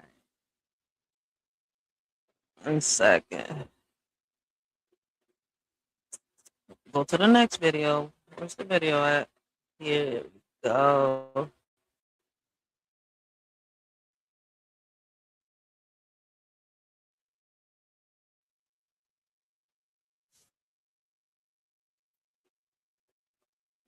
Me cago en. There we go. Blessings, blessings. We got Shirley Kirkland in the building. And we got Claude Dexadam. I hope I said your name right, yo. Give me 1 second. All right, we're gonna get right into this video. Big shout out to Down the Rabbit Hole. All right, Down the Rabbit Hole News.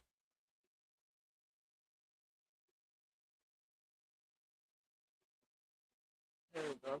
She's got an exclusive D4VD, David Anthony Burks and Celeste Riva Hernandez. She's got the preliminary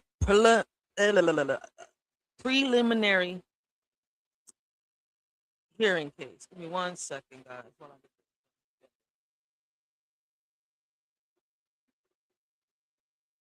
So she got 3 and 4 here together. So that's gonna go a little deeper into it. So we definitely know there's gonna be a part 4. Anybody wants to come up, talk about it, you're more than welcome. All right.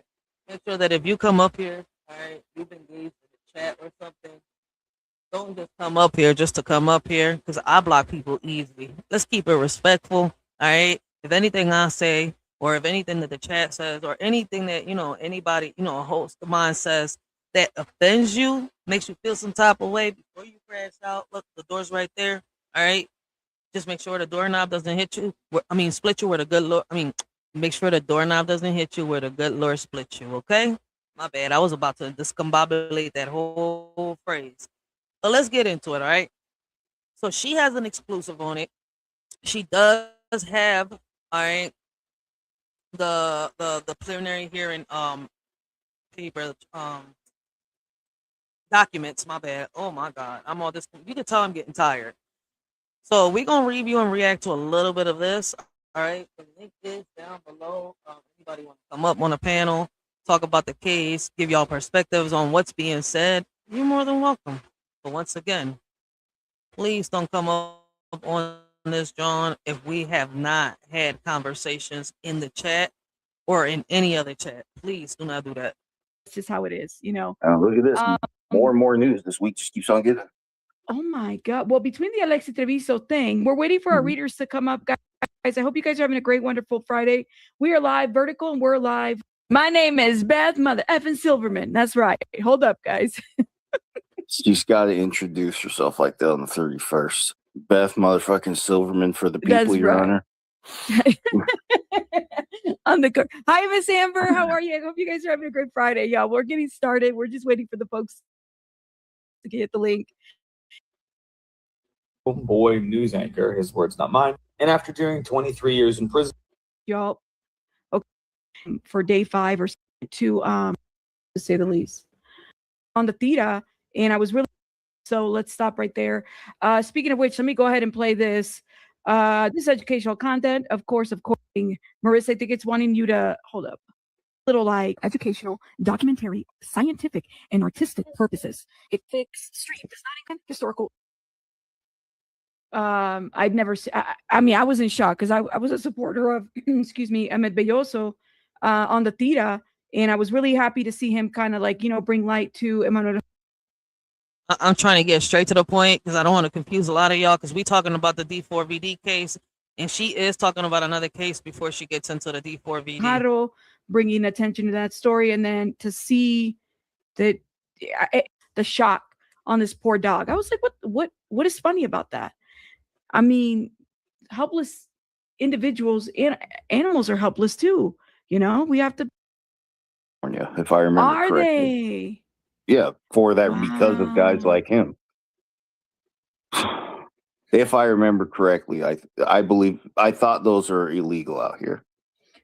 Interesting, because I think in some areas, like you're not supposed to, how they have like the electric you said they're not trash trolls, so they are not illegal. Okay, well, y'all look it up. Okay. Not illegal. Maybe it goes by counties or jurisdictions, right? Because I know that in some areas I can't do something in one area that I'm able to do in another. You know what I mean? Yeah, but like I said, it's very disappointing because it was somebody that I was shouting out, following everything, and I thought he did a great job. And but yeah, everybody said not illegal. All right, well, yeah, we will trust your word. Started thinking about some of the things that the people being the fixation. It's not a fixation. I mean, I think it's a valid concern, right? The traveling outside of the country and stuff like that, the authorization. So then I think I told you guys yesterday that I went to I saw Ross's video, Trapmore Ross, where he talked about how there is this campaign. I can hear an echo. Hold up.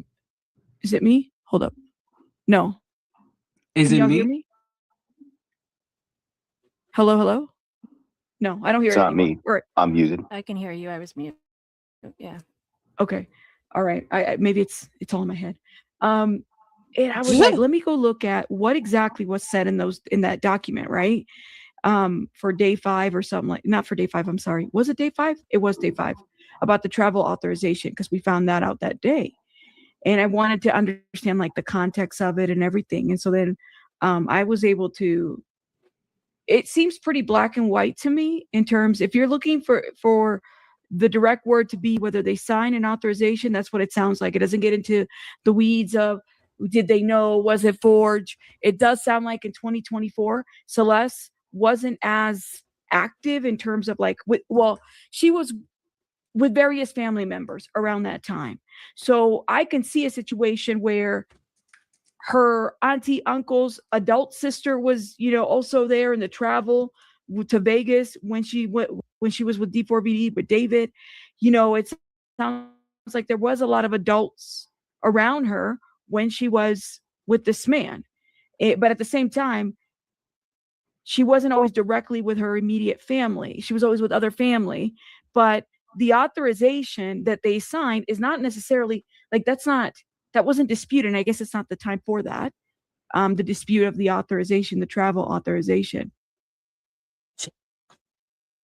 Here's my thing. With everything going on in this world, especially during the pandemic, what would make any parent sign a travel authorization, all right, to go with any type of uprising celebrity, all right, a complete stranger, and then they're not sure if an adult went with them or not. See, these parents were neglectful, and I'm going to keep saying it. It doesn't save them from being neglectful. So I don't know. I mean, I guess it's up for how you guys see whether the level of failure, inaction, action in part of the family. But I did read, I got curious and I said, well, are we in fairly Like, are we going back to this is unfair? What are we doing? No, they signed it. That's what it sounds like. Are they Unless questioning it being signed by them, or they're what was the questioning claim, whether I this is a guess? yeah, like first of all, I don't think that this is that the family's not on trial here, right? Absolutely That's not what correct. this is about. Ultimately, whether they if you could say that they failed her as parents, okay, very likely so, right? That's not even the issue. Because they didn't unalive her. Did they protect Facts. her? That's really the question. So, and I I saw agree. people say, well, they need to charge the parents. On what grounds? There's no victim anymore, right? If CPS was open, and I think about this because I could see this kind of how the process works. If CPS was open and say that a referral came into the department, because it always goes back to that. I mean, you see with the Manojaro, that agency's being sued, and there was an inaction there. Okay, I could see that being a situation where CPS is like, well, let's find out. Is mom or dad, did they sign? Are they allowing or permitting this relationship to happen, quote unquote, this violation of this child, right? That would be a different, thing. I agree with her, but wasn't there a point in time where the teacher called DHS or something like that? Because I think she saw something funny with the D4VD situation, if I'm not mistaken. But the DHS closed the case right away. My question is, if a teacher's calling in, right, saying that she sees inappropriate things or something's not right in the home, and she's literally saying this, why didn't DHS actually take that serious? Like, they just went in and closed the case. Something I would like to see about that is specifically the fact I'm interested in the reports and the actions from Riverside County, because that's the same county. And Sheriff Chad Bianco, because he was running for governor here too. He makes more God. than our.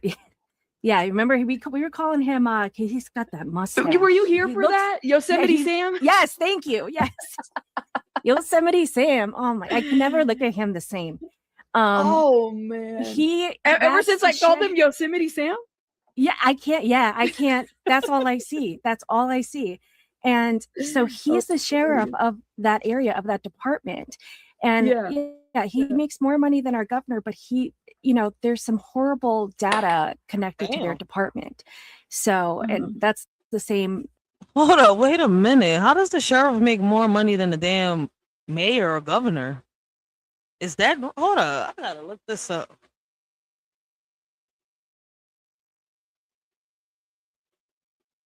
Is it normal? Nope, my mic. Okay. Is it normal for a sheriff to get paid more than a mayor or a governor?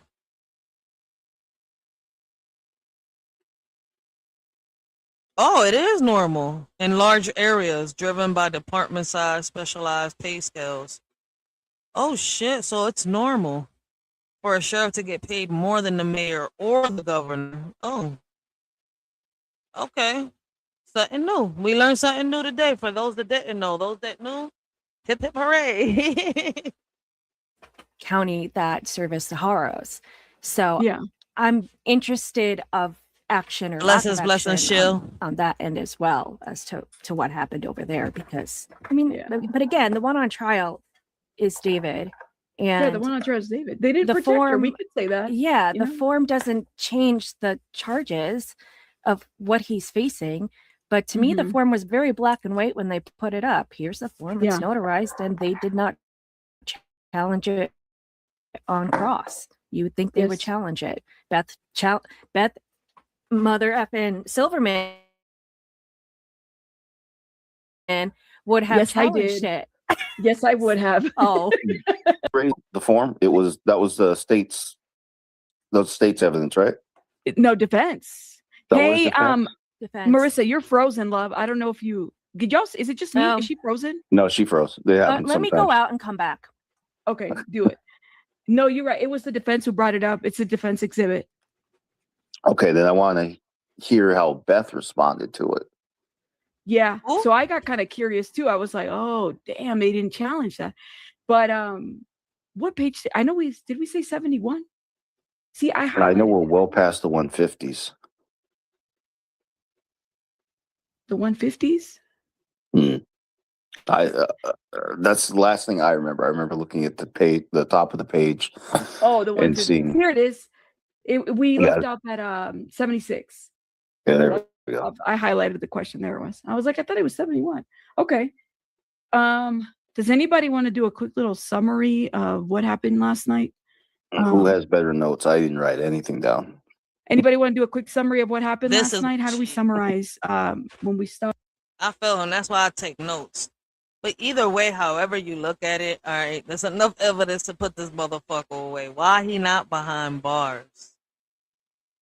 Why he not behind bars? Like, why do y'all think it takes the how can I say?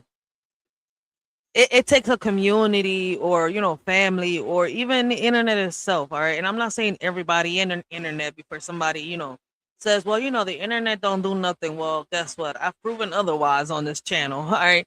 As crazy as it sounds, they do watch content creators. They watch podcasters. I did a whole live on that shit, all right? They pay attention to chats, all that shit. If y'all don't pay attention to the, how can I say, the Senate meetings, the community meetings and all that stuff, man, you're not gonna learn anything. You're not gonna know what the hell is going on around you. For real, for real. You don't gotta react to everything you hear, but shit.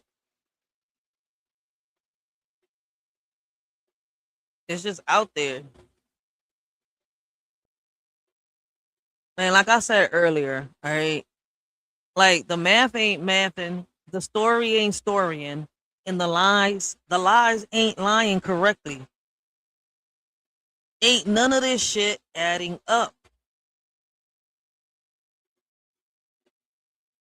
Up at 76, question 10. And I think that was that me or was that 76 line 10. I appreciate you. I appreciate you. Chill. Thank you. Thank you. So quick summary. So we had the officer who has worked with Verizon before, and he was doing the forensics in that, right? And so then it was me who was questioning the witness, Beth Mother effing Silverman. I was, you know, questioning the witness. And he was talking really fast, but apparently this guy has like years and years of experience, right? Which is amazing in self-service and stuff like that. So he's able to, you know, he's used that to locate people, missing hikers and stuff like that. So he was giving us the context behind that. We left off at the question 10. She talking about the private investigator? Specifically when they said, depending on whether you're in or out, they're looking at cell towers and exhibits at this point. Okay. So cool. Let me see. Gotcha. Oh, Abraham, I see your question. Did you get it answered or do you need me to answer it for you? I don't think you need to wear a headset if you're wearing that mic, Abraham, but let me know. Abe, are you here? You have to, he's not even muted. We can't hear you if you're talking. Let me see. But anyway, let me ask, so when the defense raised that signed form, did the state have any questions about it? No, it glazed over it. No, they just covered, and I'm trying to remember, like, I feel like in their closing argument, I mean, I feel like they addressed the fact that this. But why? I know she's about to explain. Let me go back a little bit. Why did these parents, all right, sign a contract and agree for her to go on tour with D4VD without really knowing who he is, not making sure that an adult was with her, knowing that their child was still a minor, 13 years old? Let me ask y'all parents out there, right? I'm going to say this. Listen, those of you that have been watching me for a while, all right, know that, listen, a few years back, right, when I was still fighting with my son to get him, you know, justice and all that stuff with the school system, right? He was into coding. Like we had just won the how can I say, the lawsuit against the school district of Philadelphia, right? And I got my son all the services and stuff like that. Mind you, he was doing the coding and they was learning how to do, you know, movies and all this shit. He was doing a lot of shit, right? And he was already, you know, a little hacker with his friends. So one day he gets this message and I don't get it on my email. Mind you, our emails were linked. So one day he's chatting with this person he met in South Carolina, and stuff like that. They're like, yo, you should come over here. I was like, baby boy, nah, I'm not gonna give you permission to go over there. I don't feel secure. I don't listen, my son is autistic, right? And I was getting him to the right places. We was doing, taking the steps. We was talking about the journey, while I was doing my lives and stuff like that. And as crazy as it sounds, right? I said no to him. He caught a whole tantrum, right? And at that moment, he wanted to go with his aunt and his, grandma. I'm thinking that it was going to be better over there. So, mind you, me and his aunt talked to try to get him to calm down because, we knew he was missing his father. That a lot was going on. So I was like, look, listen, I don't really want to do this, but hey, fuck it. You stay with your aunt for a little bit. He stood over there, boom, boom, boom, boom. Mind you, look, listen, he came back 2 years later and he apologized to me. He's seen for himself that, things are not the way they really are, not the way people paint it to be, especially when you don't really know these people. Listen, you can call them your friends all day, but if you never really lived with these people, all right, shared, food at the table, all right, like at the end of the day, you don't really know that person. And it takes a minute for you to even to get to know somebody. So it's like I told a lot of people was like, oh, why would you, sit here and do that? I said, because I'm about to let my son hit a wall. I said, even though he's autistic, you see where I'm coming from? I don't treat my son like he's autistic. I treat him like a regular kid. He's seen that everything that was being promised to him when he went over there wasn't the same. And mind you, he went to South Carolina. All right. And he actually explored what he wanted to explore and noticed, listen, ain't no place like home. All right. Your mom will always be the bridge, all right, to the world when the world is not listening to you. And I always tell that to my son. And I make sure like he's back home, everything. I'm looking for a place, where we got more rooms and stuff like that while I fix this house up. But it's like for right now, I'm just happy he's back. I was like, you know what? I'm gonna help you out. I'm gonna give you a room. You want to travel, you travel. Because he told me he's like he likes being in one. He doesn't like being in one place. He likes exploring, seeing different places. So I'm rearing my child because I don't want him to do something stupid behind my back. Sometimes we have to get harder on our kids. We have to chastise our kids, all right? And because listen, because I didn't sit here and sugarcoat it and give into what he wanted, he actually learned for himself. Like, this is how the world really is. These parents, all right, in my opinion, were too neglectful. DHS should have never been closed, all right? They couldn't control their 13-year-old. They needed help. And what's crazy is I'm not sure if they were separated, but so far it seems like it was a two-parent home. I don't know how it went, but at the end of the day, either way, even if they wasn't together, all right, and they was working together, co-parenting, they had to try different methods. See, a lot of people think that chastising, all right, and rearing your child means manipulating and abusing your child, and that's not what it means.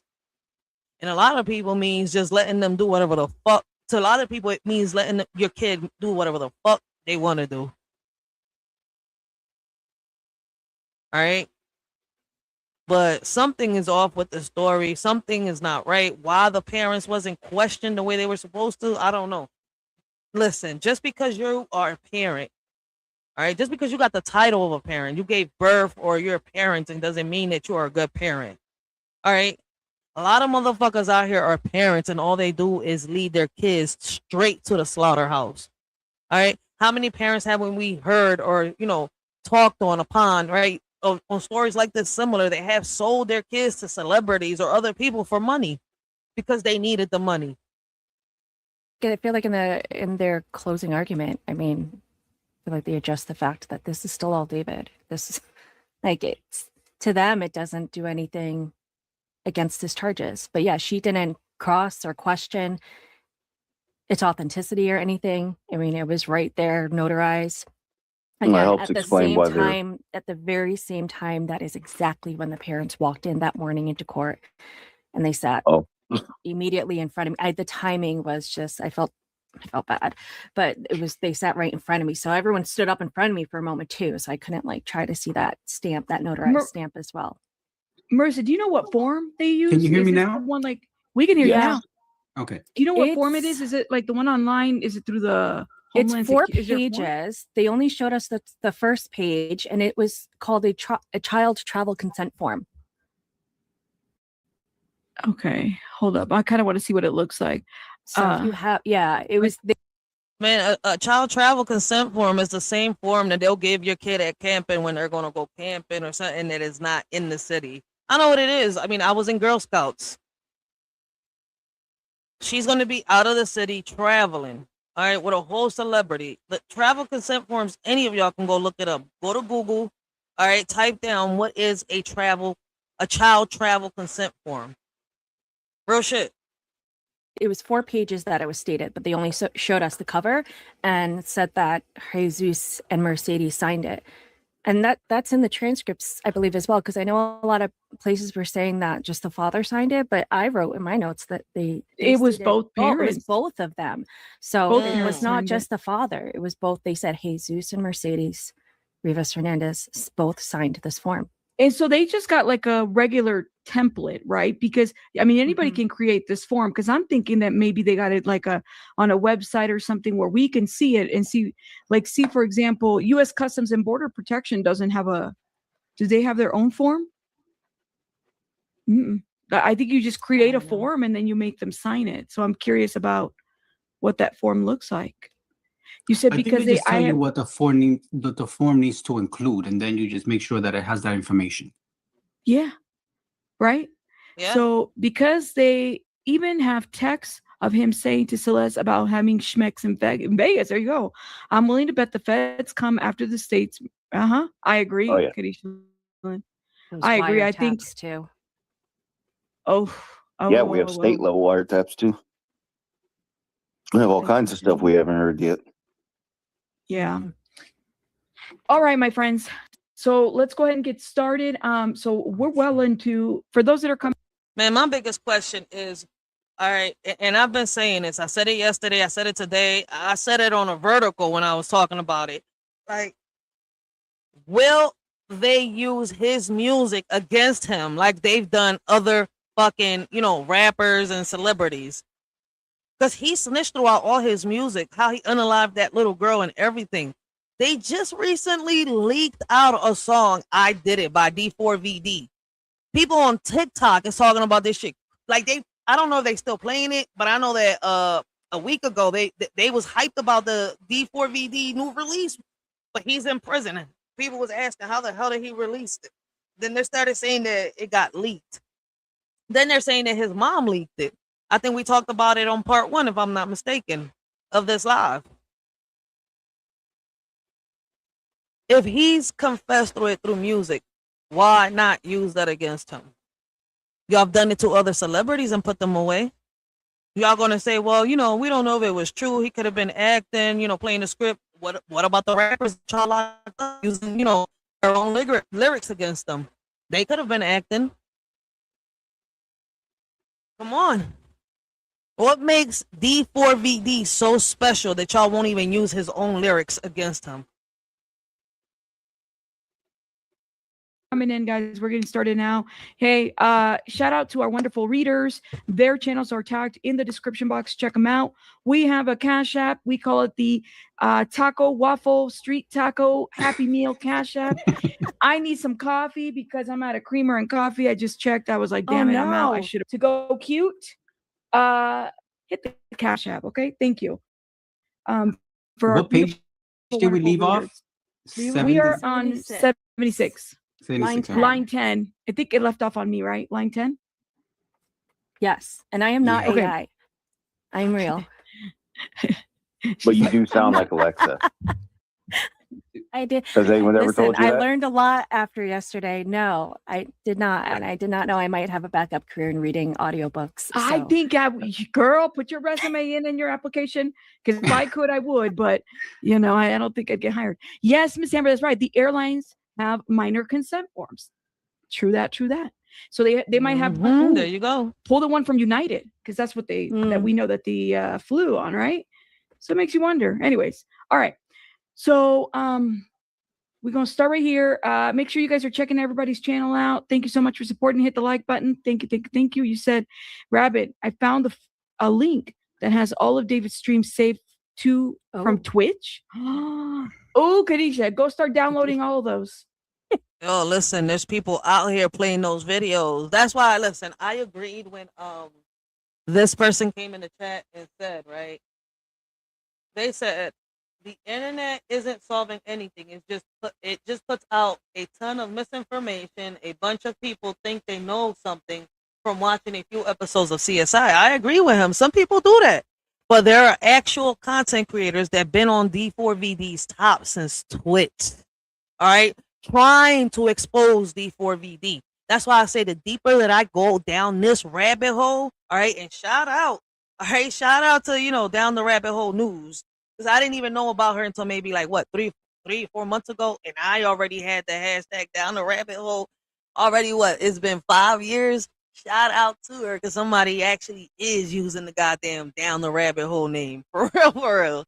Yo, but that's not the point. All right, back on topic. My point is, all right, for people that think that there are not content creators out here that go to these, how can I say, courtroom events and stuff like that, they are. All right, and they'll come, they'll review, they'll react to it, and they take these topics very, very serious. All right, and guess what? I think a year ago, if I'm not mistaken, those of you that have been following me, all right, know that we did a whole live, right, where we was, reacting to the Senate meeting, and they was telling us on how they, sit here and they'll listen to content creators, they'll pay attention to the chat and stuff like that. All right, and we can go deeper into this on the many reasons why they do it. All right, but at the end of the day, all right, these motherfuckers actually do pay attention to the people that talk about and react to these cases. One of the reasons why the Kata Scott situation got solved here in Philadelphia was because of that. All right, communities coming together with content creators that were, breaking down, all right, these type of cases, these type of topics. And what's crazy is that a lot of these content creators are better detectives than the motherfucking detectives that are out here working these cases. I don't care if they're cold. I don't care if they're new. A lot of cold cases have been solved through, how can I say, motherfuckers and how can I say, detectives, FBI, CIA, all these motherfuckers looking into, YouTubers, TikTokers, and Facebook accounts and stuff like that. They do podcasting and talk about this shit. Some of these people deserve to, to be behind a badge, but shit, they good at what they do, podcasting. Yeah. But that link on the Wayback Machine website. Hey, can you email it to us? Blessings, unbiased observer. Blessings. Gosh. Welcome to the live. Rabbit, what app do you use to like highlight the document? I have Adobe. Adobe? Okay. Yeah, I have Adobe. That's why I have it. Here, I have it. It's so finicky though. I'll tell you that. I'm not a fan, but I have Adobe. That's Microsoft, man. You got to get into Microsoft, man. People with this Adobe shit, man. I ain't no secretary. Microsoft has everything you need, man. I use it to publish my books. I use it to write my books. Sometimes, all right, I use Microsoft, all right, for like my thumbnails and stuff like that. I got Microsoft Canvas. So, listen, Microsoft, listen, you can't go wrong when you use Microsoft. I have it for everything, even to sign paperwork for my business. Microsoft. Can't go wrong. That's how I'm able to highlight. And I don't use yellow highlighters very often, so I have like Illustrator, but that's like too much, too complex for this. Is it? You might have to. Did you download the document? Yeah, no, I have it here. It's on. You have a Mac, right?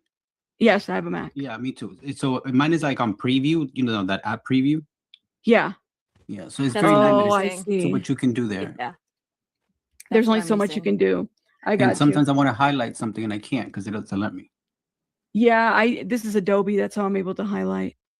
All right, look, listen, for those of you that are tuning in and don't know who Down the Rabbit Hole is, I'm leaving her link down in the chat below for anybody that wants to watch her previous lives. All right, she's been breaking this case down since it first started.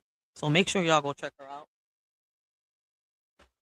Blessings to Unbiased Observer. We got Chill in the chat. Mr. Oates, Claude Dam, Shirley Kirkland, Reggie Nick. I don't know how to say his name. Shout out to Mo, Young Riaz up in this building, and Chris Jensen. Shout out to everybody that's stopping through showing the shorty love. I appreciate everybody. So the link is down below for anybody that wants to go check out, down the rabbit hole news. All right. And if y'all want to catch up to this case in the correct order. All right. Because listen, we've done plenty of lives on D4VD. All right. It's just that this is part 2. All right. Of us hearing about the autopsy report. But for those of you that are new, all right, just learning about the D4VD case, I suggest hit the link down below. All right. If you're on the vertical, you can't do it. You're going to have to go to my second chat. All right. On the main channel, and hit the link so that y'all can go check her channel out. Make sure y'all sub up. All right. Show her some love. Show her some support. And if y'all enjoying the stream today so far, man, smash that like button for a shorty. The dislike button there too for the haters. All right. All right, guys. Ready? Y'all ready? I'm ready. Okay. For the here we go. past And 22 Baby Bunny, minutes. just I'm waiting for the sitter. We'll see what the Now sitter's I'm gonna ready. do. All right. And the witness, just for so I'm Rebecca, ready, the witness I'm that ready, it's doing the I'm cellular device, the Yes. Tesla cellular, so everyone's back into the mindset of the expert. Yes. Okay. Oh, and guys, I forgot to shout you out last night. Y'all forgot to tell me to shout them out last night too. I said, guys, remind me, and I had a bunch of thought you people shout did. out. So you did. No, that was earlier after I ended last night's stream, and I forgot to shout out people. So I'm gonna shout out people. I already have it set up. I'm gonna shout out people before I leave. Okay, I promise y'all. I feel bad. I really did forget to shout out people. Anyways, let's go. Here's my question, right? Mm-hmm. Yes. And when a call is made and goes through that process of communication with cell towers, do the phone company stores records of that type? Do the phone companies store records of that type or records? It's records. I want to see this Records. bigger. There's a I can't typo read there. it. Yeah. Yeah. Do the phone company store records of that type of information? There's a typo there. Yes, they do. How do they do that? They typically store it within their systems, and if it's requested by law enforcement or typically an engineer would look at it, they're given to us on Excel or .text file. The phone companies usually store this for billing or troubleshooting those devices. Okay. And how do phone companies like T-Mobile keep track of each message?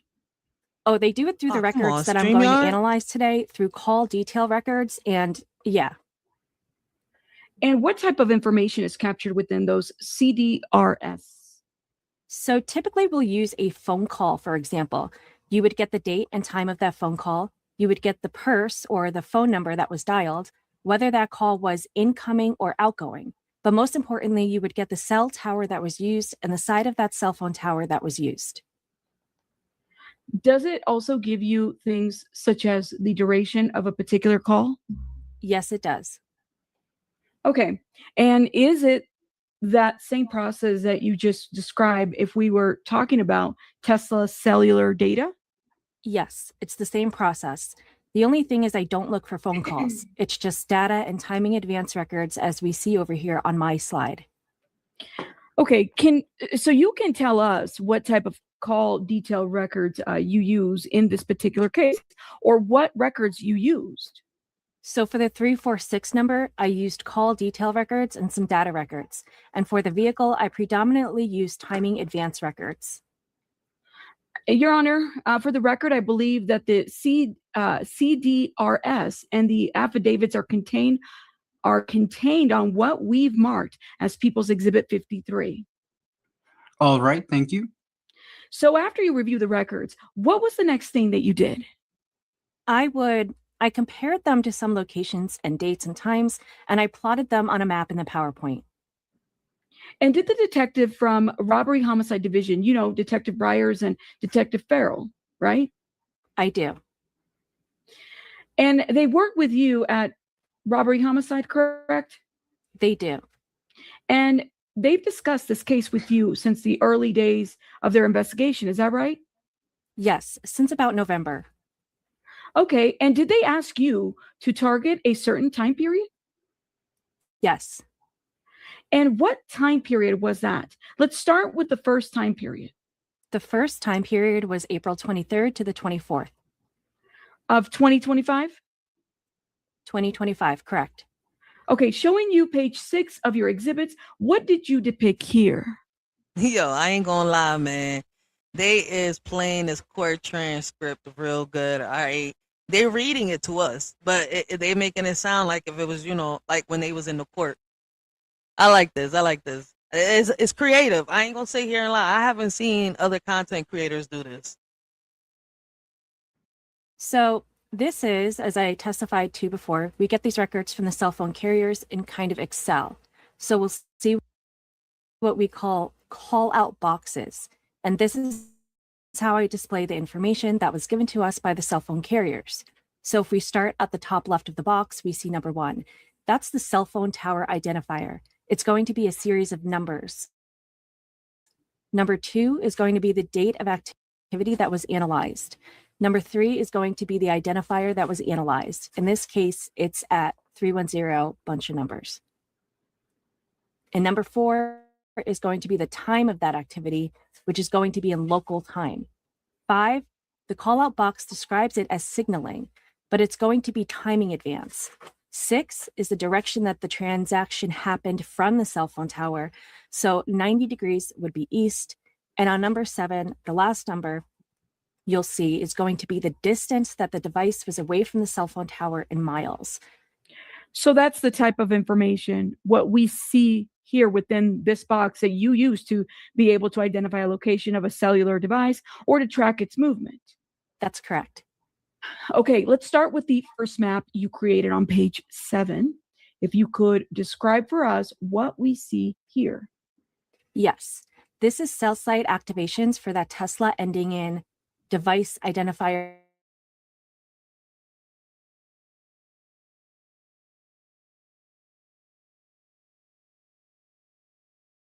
We see like a little, it's a legend. We see a little house in yellow associated with the address 1368 Doheny Place. And if we look at the center of the map, kind of where I have those red dots over here, that is where the address is located on the map. No call-out boxes here. So during this time frame, so we'll start with this call-out box number 1. We have 4 timing advanced transactions, 2 at approximately 11:01 p.m., 1 at 11:06, and 1 at 11:11. And distances here are going to be displayed all the way on the right. And for cell phone tower number 1, those distances are displayed by this arc that we see right here that is intersecting over 1368 Doheny Place. The same Marissa, can you turn up? Let me stop you. Can you turn up your mic a little bit? Thank you. Yeah. Sorry.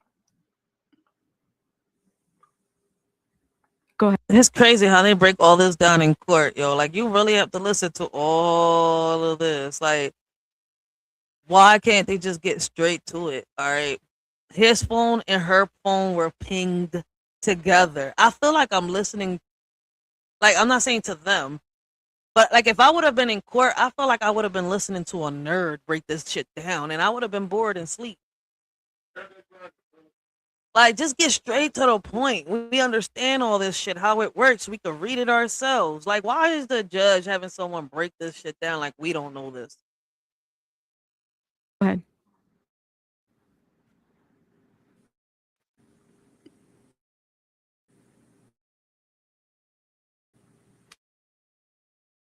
Okay, she muted herself. It's because it's raining, y'all guys. I do apologize. Hopefully on part 3 we do a little better. I hope y'all hear my voice good. We got Traveling Classy in the building. Big shout out to Traveling Classy. Welcome, welcome to the live. How you been, Traveling Classy?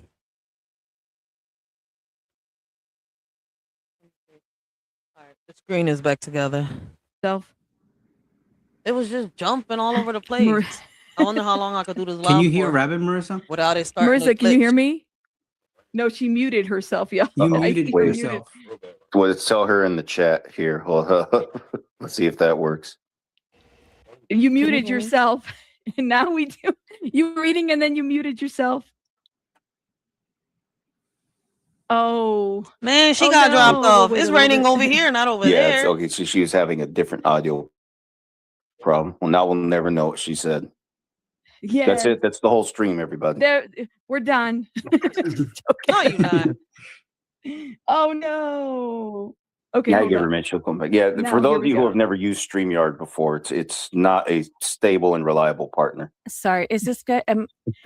I'm thinking about using this new stream thing that they have now. Shit.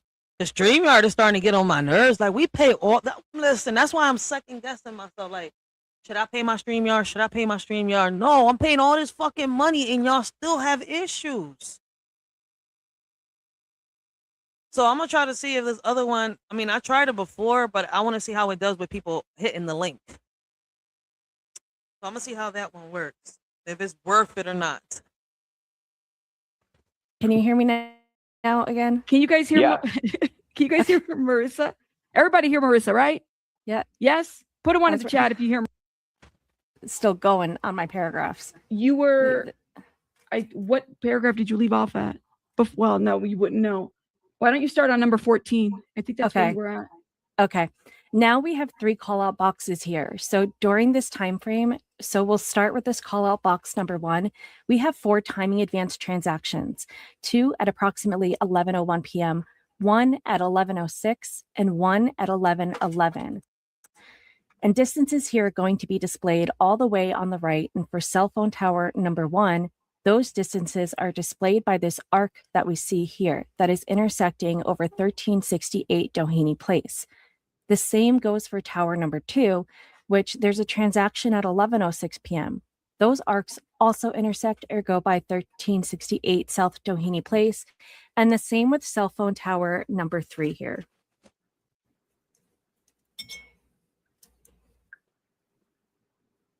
Sorry, give me 1 second. Okay. You're at line 27. Yes, I am. Is it possible that in a metropolitan area like we hear talking about earlier in a city type environment, that you can be in one place, but yet during one phone call, your phone number will use multiple cell towers? Well, in this case, these are timing advanced transactions. So we do, yes, your cell phone can use, it hands over to different cell phone towers if you're traveling, or if there's a better signal. That does happen. Give me 1 sec, guys. I got hold. So now they're trying to say that his phone was pinging in those locations because of him traveling the way that the towers are set. I mean, am I hearing another excuse when it comes to the phone pinging? Why was his phone and her phone so close together while he was in that car? That makes no sense. It's like they were traveling together. Did he have her in the trunk already? Did he have pieces of her in the trunk? Did he forget her phone in the car? Come on, man. The math ain't mathing. The story ain't adding. If you want to, Abraham, if you want to take over real quick for me, please. Wait, what line are we at? You know what? Never mind. Sarah's here. Give me 1 sec. Sorry about that. Well, in I think 9, right? Yes. It will move from one tower to another to make sure that you have the best signal, and it does that seamlessly, so you don't notice that so much. No, you won't. If you're driving down a highway and you're on a phone call, it doesn't get interrupted. So tell us what you've mapped out here at this particular time. So there's 3 towers that have timing advance measurements, and those timing advance measurements range from 11:01 p.m. to about 11:11 p.m. And during this time period, does it place the defendant or his cell phone within the vicinity of his residence at 1368 Doheny? Yes, that is consistent with the device being in the area of 1368 Doheny. Okay, then moving on to page 8 of Okay, then moving on to page 8 of your exhibit, tell us what we're looking at here. So again, this is for that Tesla device ending in 9025. And from April 23rd, 2025, I analyzed records from 11:30 to 11:36 p.m. And there were 2 transactions during that time. One over here associated with this cell phone tower at 11:31 p.m. and then by tower number 2 over here at 11:35 p.m. Okay, and what does that show? It shows that the device moved away from the area of 1368 Doheny Place, and it looks like, from what I reviewed, it's going westbound, possibly on Sunset Boulevard. Okay, so at this point, on the night of April 23rd at around 11:35, the defendant's vehicle has left the house and it is traveling, you said, towards Sunset? Yeah, I would say 11:31. It's definitely not near the residence anymore. Okay, so it's left at some point prior to 11:31, correct? Oh, 11:31. Correct. Okay, how about page 9? What did you depict here? So again, this is for that Tesla ending in 9025. And I analyzed these records from April 23rd, 2025, from 11:30 p.m. to April 24th, 2025 at about 4:04 a.m. We still have that residence that was 1368 Doheny Place, and then it looks orange here. But there's evidence recovered with the latitude and longitude that I marked on the map right here over in the center of the screen. And I made this map to show travel from the area of 1368 Doheny Place up to, I think that area, up north, Santa Maria. So we're talking about Santa Barbara County? Yes. So on the night of April 23rd of 2025, the defendant left the Doheny Place and went to Santa Barbara County? Objection misstates the evidence, assumes facts not in evidence. Sustained. If you want to clarify, it's the Tesla as opposed to an individual. Well, did you track not just the Tesla, but also the defendant's cell phone? Yes. So that's going to be on other slides as well. Okay. So did both of those items travel, not just the Tesla, but again, the defendant's cell phone? We talked about those 2 phone numbers at the beginning. Did you track that travel for both of these items? Yes. Is that what this depicts? This one depicts the Tesla. And as we go to the other slides, we'll see the 346 number up in this area as well. And you mentioned that you also identified a location where evidence was found with this orange square. Is that right? That is correct. What is that area? From the map, it looks like just a small road with a pretty desolate area. Is this an area off of 154? Yes, it is. Okay. Like, was he dropping parts of her body in different parts? Like, did they actually find her body in different areas? Yo, this motherfucker. And was that an area that the detectives informed you that CHP had recovered evidence from that location? Objection, hearsay. Overruled. You may answer. That is correct. So I'm like, how is it a hearsay? Like, the detectives recover evidence from that area. Like, the defense attorney ain't shit. Hearsay. Like, that's not a hearsay. They actually recovered evidence. Am I wrong? Oh, no. Like, this shit is crazy. I'm trying to, like, figure this shit out. How is it a he or she say? that's why you included that particular area. Is that right? Yes. So what does it mean? I see in some of the areas we have circles that appear to move, is it sequentially? And then we have a grouping of red dots in this area where you have the evidence recovered symbol. What does that mean? So those red dots, they're kind of the towers that we saw before. So those are all cell phone towers that were utilized during this time period. And then there's numerous towers that were utilized in the area of where the evidence was recovered. Okay. And then after that, does the path continue north of there? Yes. Okay. Showing you page 10 of your exhibit, tell us what you tracked here. So again, that's where the Tesla device ending in 9025. This is on April 24th from about 4:03 a.m. to 7:07 a.m. So I marked all the way here at the top left, utilizing the cell phone tower at 4:03 a.m. all the way up here, and then at about 7:06 a.m. the device ended in the area of the Doheny place.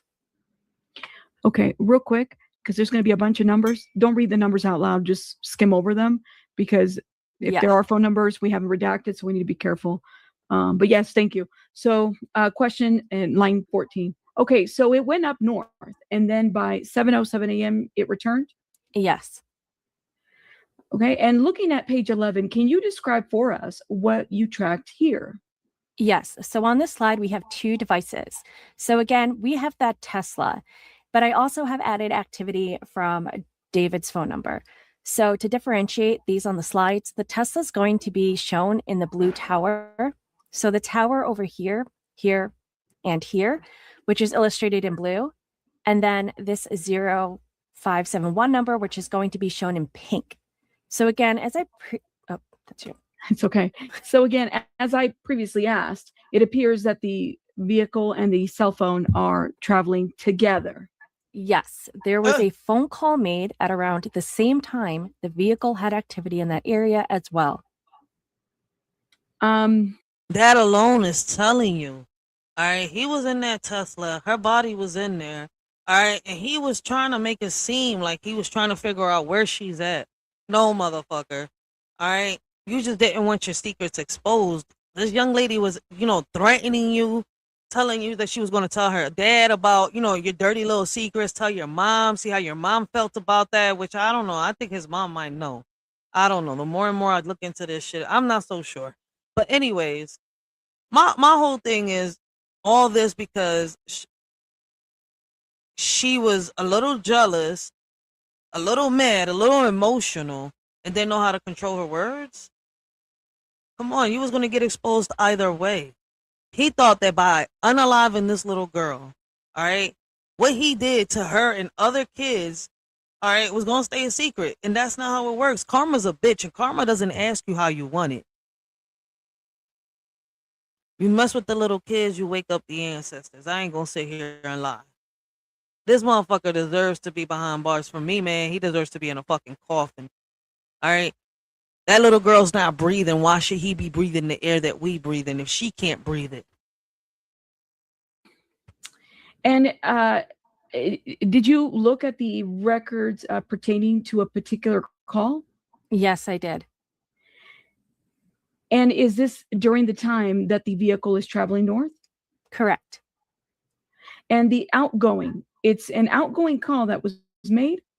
Yes, at 12:04 a.m., the 0571 number made an outgoing call. To who?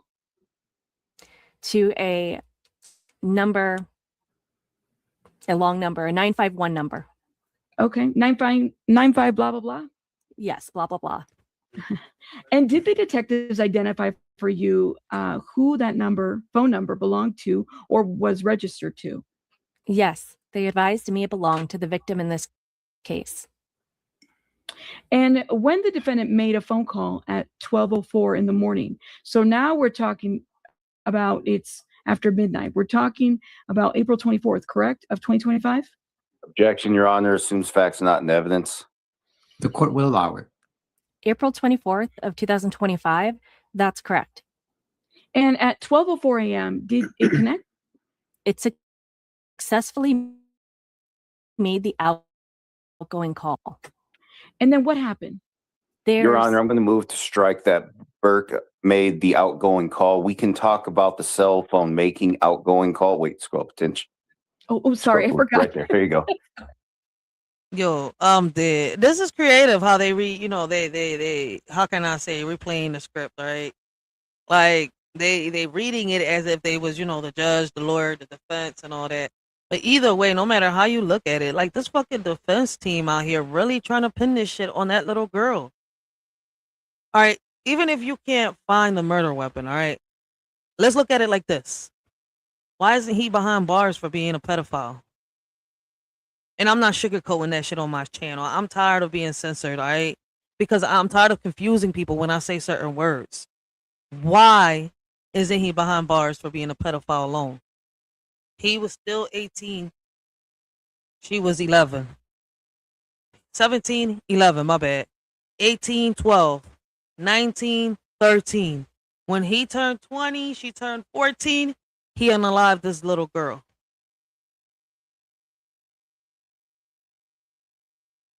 So you're telling me that he can't even get put away for being a pedophile? He's not getting put away for having thousands and thousands and thousands of fucking kitty porn in his phone? That's why I say the justice system is why, listen, a lot of people lost faith in it. Faith we should have never had in it to begin with, because lawyers play with people's lives like it's a ping pong game. For real, for real. The innocent is walking.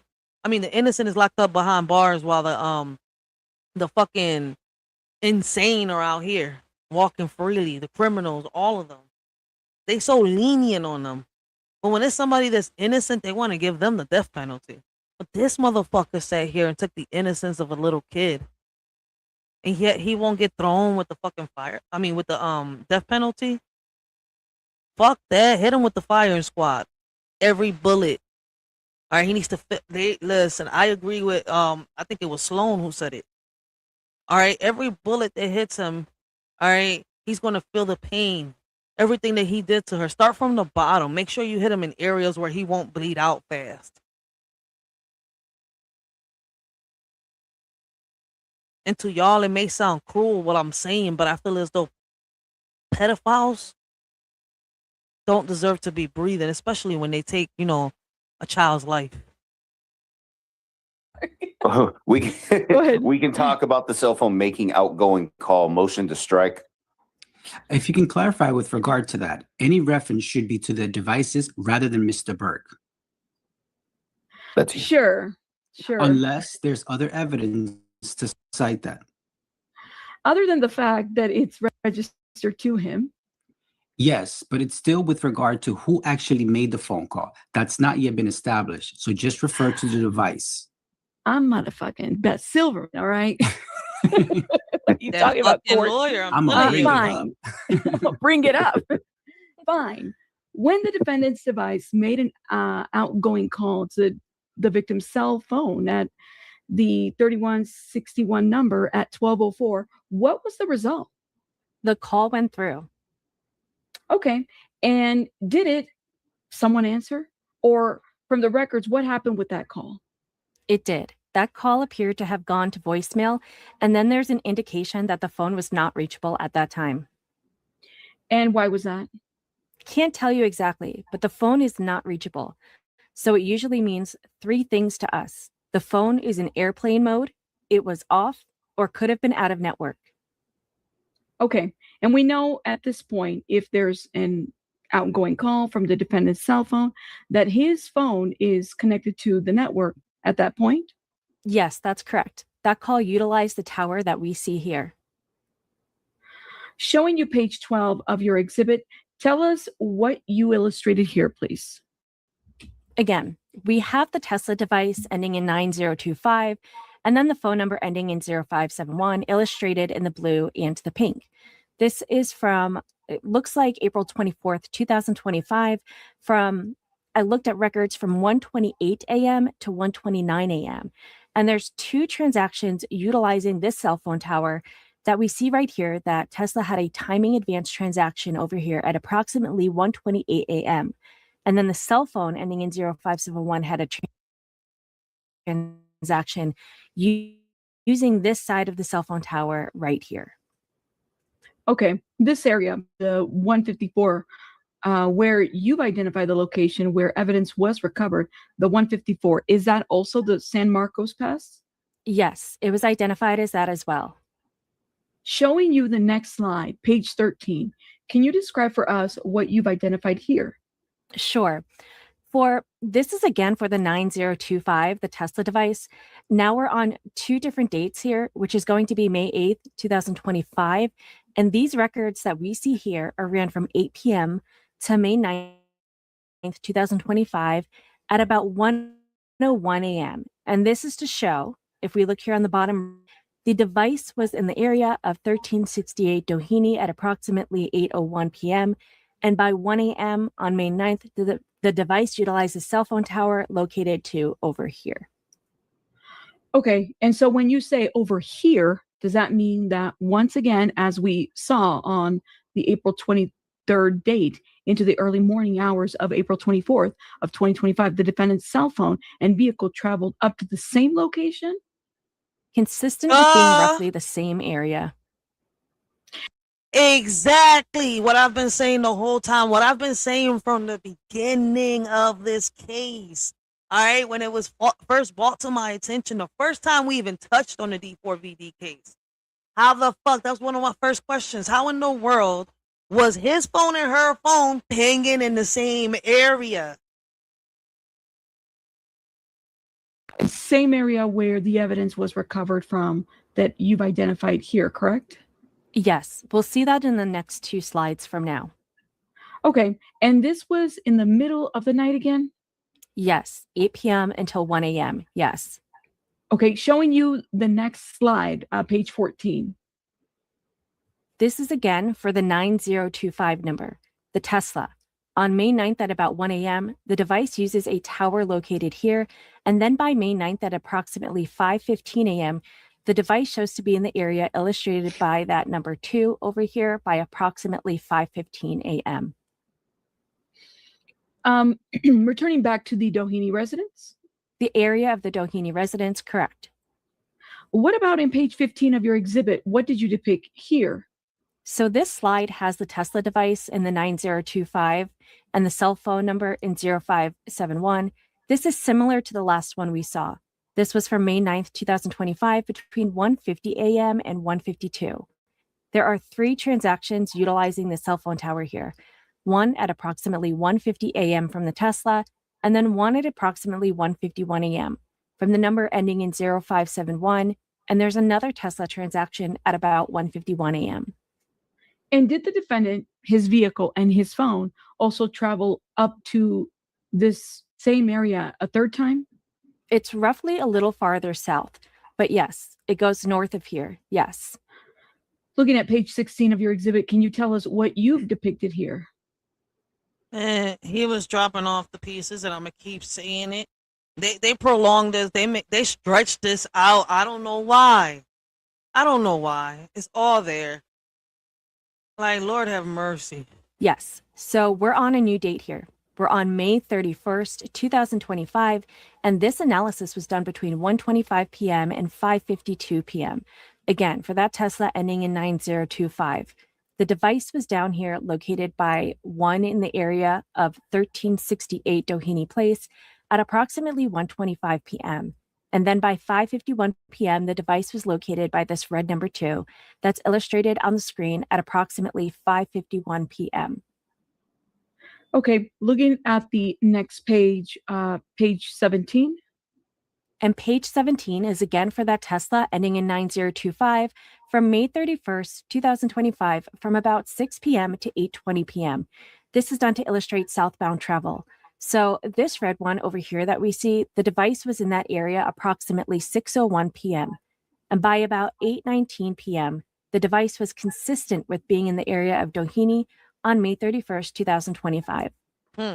Okay, and one last slide, page 18. So this slide here is for the Tesla again ending in 9025 and the cell phone number ending in 0571. This is on the 31st of 2025 between 4:47 p.m. and 4:48. And again, that cell phone tower has transactions with both the 9025 device, the Tesla, and the 0571 phone number at about 4:47 p.m. So after it appeared for her to, after she was unalived, right?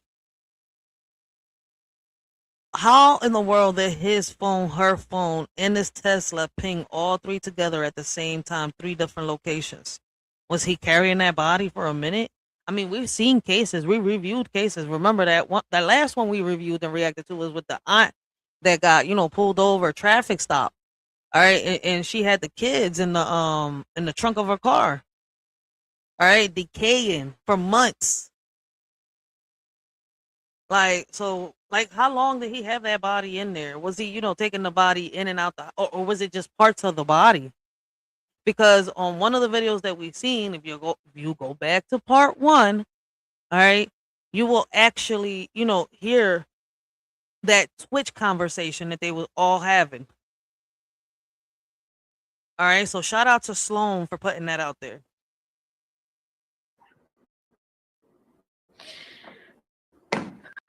Your Honor, I have another exhibit that looks like a Google Maps depiction. It is titled Victim's Passport Card and Tesla Charging Station, Santa Barbara County. May it be marked as People's 35 for identification. So marked. Showing you People's 35 for identification. Do you know what you're looking at here? This looks like it actually like a map from one location to another, ending in another ending location. Looks like a Tesla charging station. Okay. Looking at the location in the bottom right where it says victim's passport card, is this consistent with the location of the evidence that you diagrammed on your exhibits? Objection, lack of foundation. What? Overruled. You may answer. It appears so. It would be in the approximate area. I couldn't see without the log, but the approximate, sure. Yo, his defense team, I swear to God, is the dumbest defense team I've ever seen or heard. Motherfuckers just quit. Give up. All right, ain't no jury gonna let this shit slide. Once this shit hit the jury, that shit is curtains. Yeah, I had to ask my, like, damn, I'm saying this shit wrong, aren't I? Jury. I thought I was pronouncing the word wrong. And looking at this area up here where it says Tesla charging station, California 154, number blah, blah, blah, Santa Ynez, California. Is there also a location the defendant traveled to on his trips up north to Santa Barbara County? It is. Objection, lack of foundation. Sustained again. If you can refer to Mr. Burke's car. Sure. But you know what need to happen to them? Same thing that happened to Freddie. Put them motherfuckers, all of them in the building and burn them down. Yes. Fires, the And purest did you also purification review you can have out here. documentation from the defendant's Tesla infotainment system that contained locations in Santa Barbara County? I believe the charging records. Right. Yes. And did that include from the infotainment system? These did lawyers it have no include morals. the area titled Lake Cachuma? I did see that. Yes. And then, with respects to the charging records containing a Tesla charging station off of the 154. And turn the drugs sometimes because they be morally conflicted, like they doing their job, but the moral compass within them be like, I'm doing this, but it's like I don't really want to do this, but my bar association got me doing it. What if they was their daughters? They don't give a fuck either. But until they go into a courtroom pleading for justice. They won't be able to do it because conflict of interest. They can't listen. And they fucked when a lawyer is doing the same shit to their fucking child. That's my whole point. They fucked. Their morals don't matter no more either. They should have had morals to begin with. I know how it goes. That's why I said that the justice system ain't nothing but a fucking game of ping pong playing with people's But lives. there's some lawyers and there's some people who deal with the justice system that actually be like, okay, this person deserves a second chance. No, this person deserves to be behind bars. This person deserves to be wrapped in the. I feel like their mom. I feel like if the mom and the dad really care, I would be protesting even harder. Why I don't see none of that? I've seen parents act. We in Philly, you know how many parents I've seen protest to get justice for their kids? But yet, in cases like this, I don't see parents do shit. They quiet, courtrooms and all. The reason why. They sold their daughter. They should be behind fucking bars. So there's proof of all that. Bullshit. There's no other explanation. Whatever. Don't be whatever be. I'm just telling you shit. Let me up that nut to No, your no, daughter. no. Let me up sign a Time out. fucking. Time out. Keep that energy going there. It ain't deep. I'm just giving you the fact. I get that. That's the cold truth of the world we live in. That's the cold truth of the fucking world we live in. I apologize. You don't gotta apologize for their fucking mistakes, but that's some fucked up shit. For their mistakes. I'd be damned if I ever do that. But what I'm saying is that at the end of the day, when the scripts are flipped, motherfuckers want to cry and look for us, people like us, to try to fucking bail them out of situations. That's the world, baby. They all belong behind fucking bars, lawyers, all of them. Or identified as station, blah, blah, blah. Yes, I did see that on the charging records from Tesla. So in this case, did the defendant's cellular data corroborate his Tesla data? Yes. Objection, argumentative. Overruled. It Go ahead. appeared. Listen, this defense attorney keeps trying to interrupt, saying, you know, overruled Overruled the judge. the judge is overruling. He keep interrupting, trying to plead. Yeah. You trying to say the same. Yeah. Like, come on. Like, and the judge keeps saying overruled. Like, motherfucker, there's too much evidence. There's no jury. Once this shit hits the jury, it's curtains. No, it depends. They going to hit up with a judge. There won't be no jury. No, the judge has said he's taking it to trial. He's gonna have to face the jury because of this fucking defense lawyer. Hear me out. 1 second. Even when taking it to trial, you go to trial, go to a judge, head up in trial. You don't always have to have a jury. They'll cancel the jury. Huh? They'll cancel the jury. It's not so much as cancel the jury. They got different types of trials. Where though you go into a trial, even if I'm on a murder charge, right? Mm-hmm. And they say, well, you know, if we're going to take this to trial, I can tell my lawyer, listen, I don't want a jury. I want to go head up with the judge. That means there won't be no jury.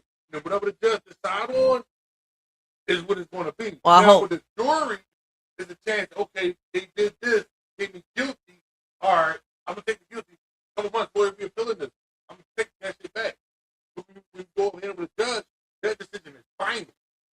And I hope he hits head to head with that fucking judge and the same judge at that. You know what I'm saying? Different types of trials. People say, oh, it's trial, they got a jury. No, not all the time. I need everybody to understand that. It's not all the time that when you go to trial, you have a jury. You go to trial, go hit up with a judge. When there's no jury. Well, even I hope he faces this judge. This judge seems like it's being fair.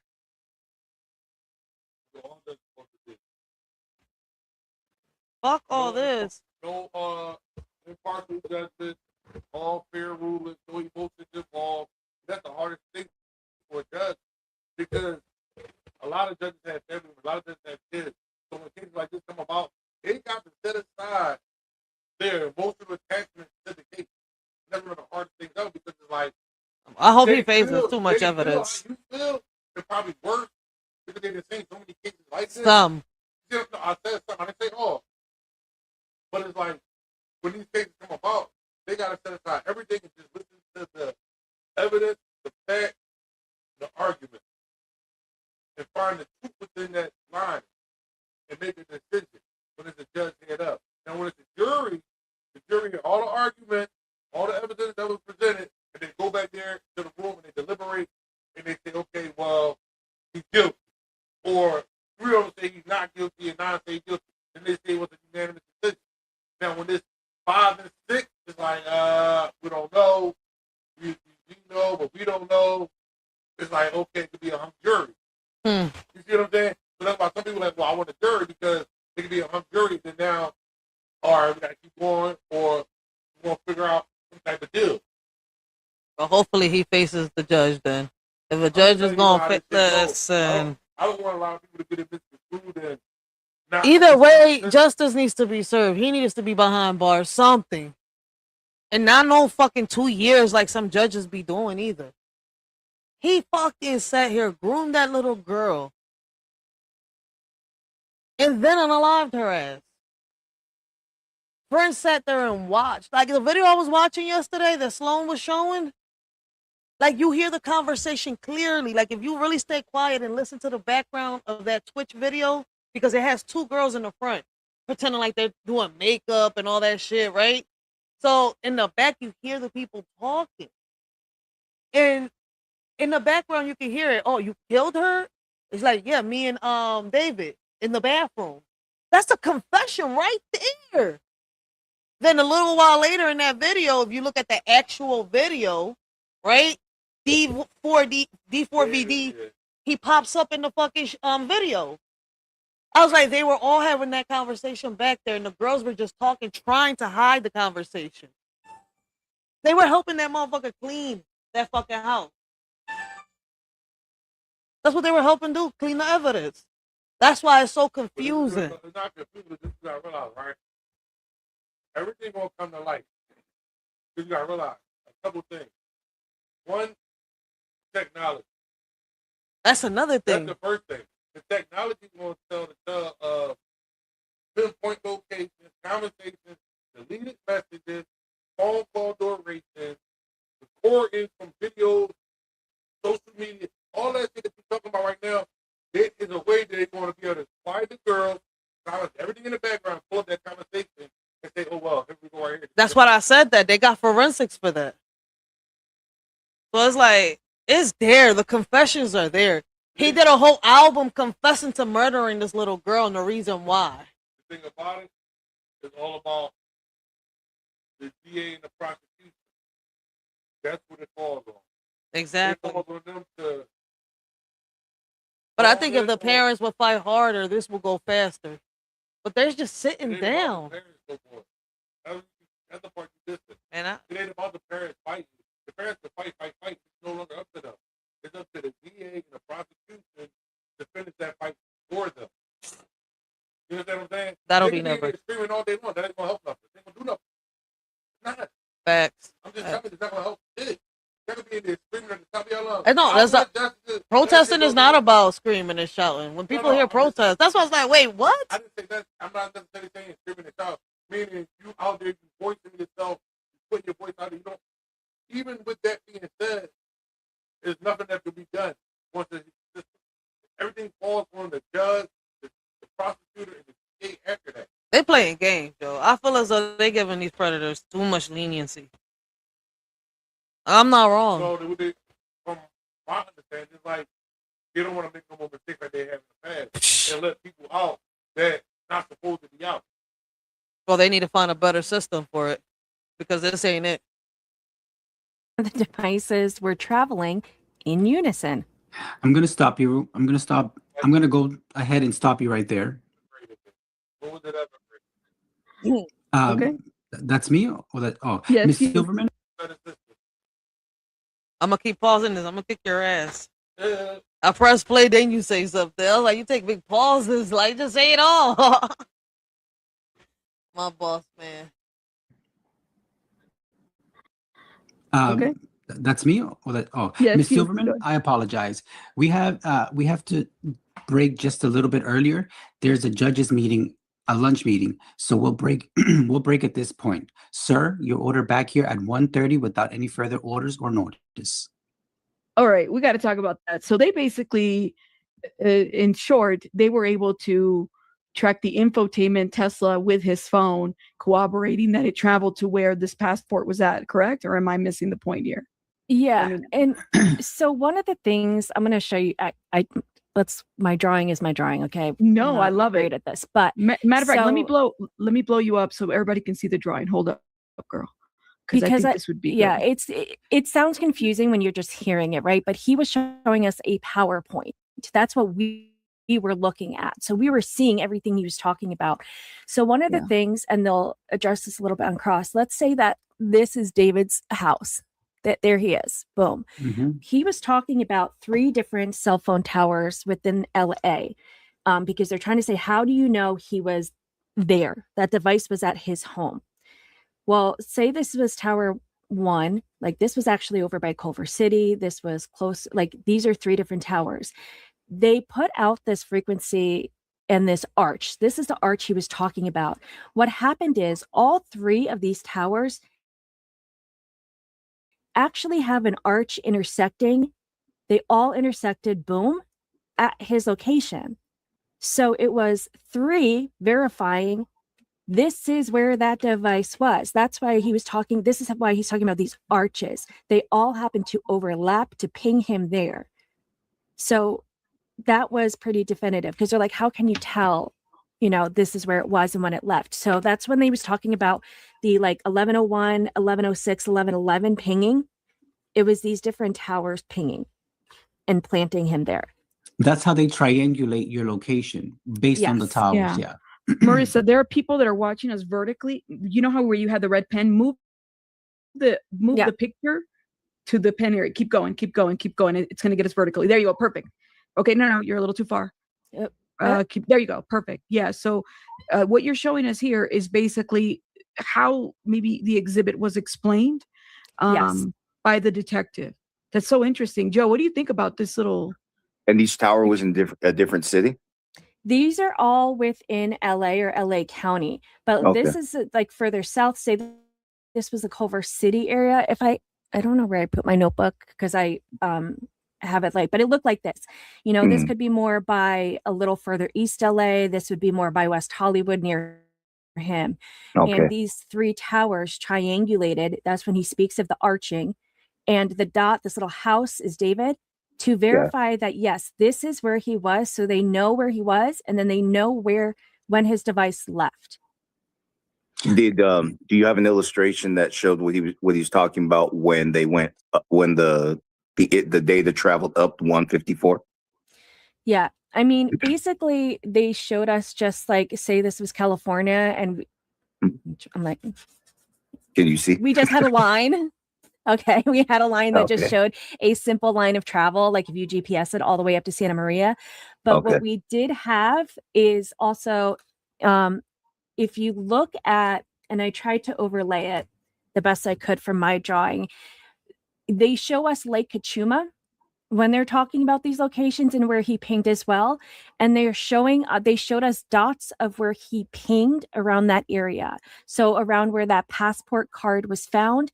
And there was some other dots, and like specifically one of them, because I was trying to kind of draw what they had to see where he pinged, was very close, right on the edge of Lake Kachuma. Right on the edge. Damn. All right, we're gonna pause this right here. All right, let me get another video real quick for those of you that missed the D4VD case. Give me 1 second. All right, because we're gonna do part 3 on this. Yeah, because when they Hold on 1 second. My mouse is acting stupid right now. That's because it's getting lost between 2 screens.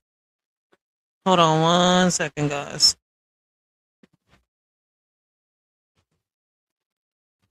All right, so for those of y'all that are new to the case, let me get y'all a short little video that y'all can see real quick that kind of explains everything.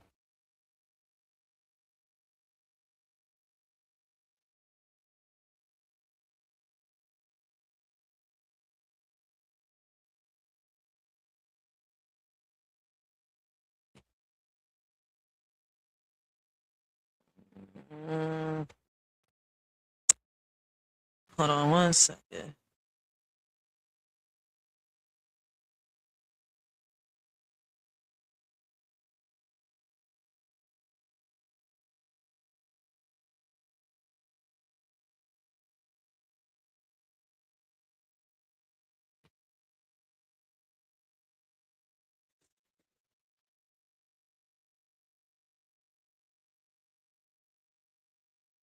Damn, man. Like, let me see.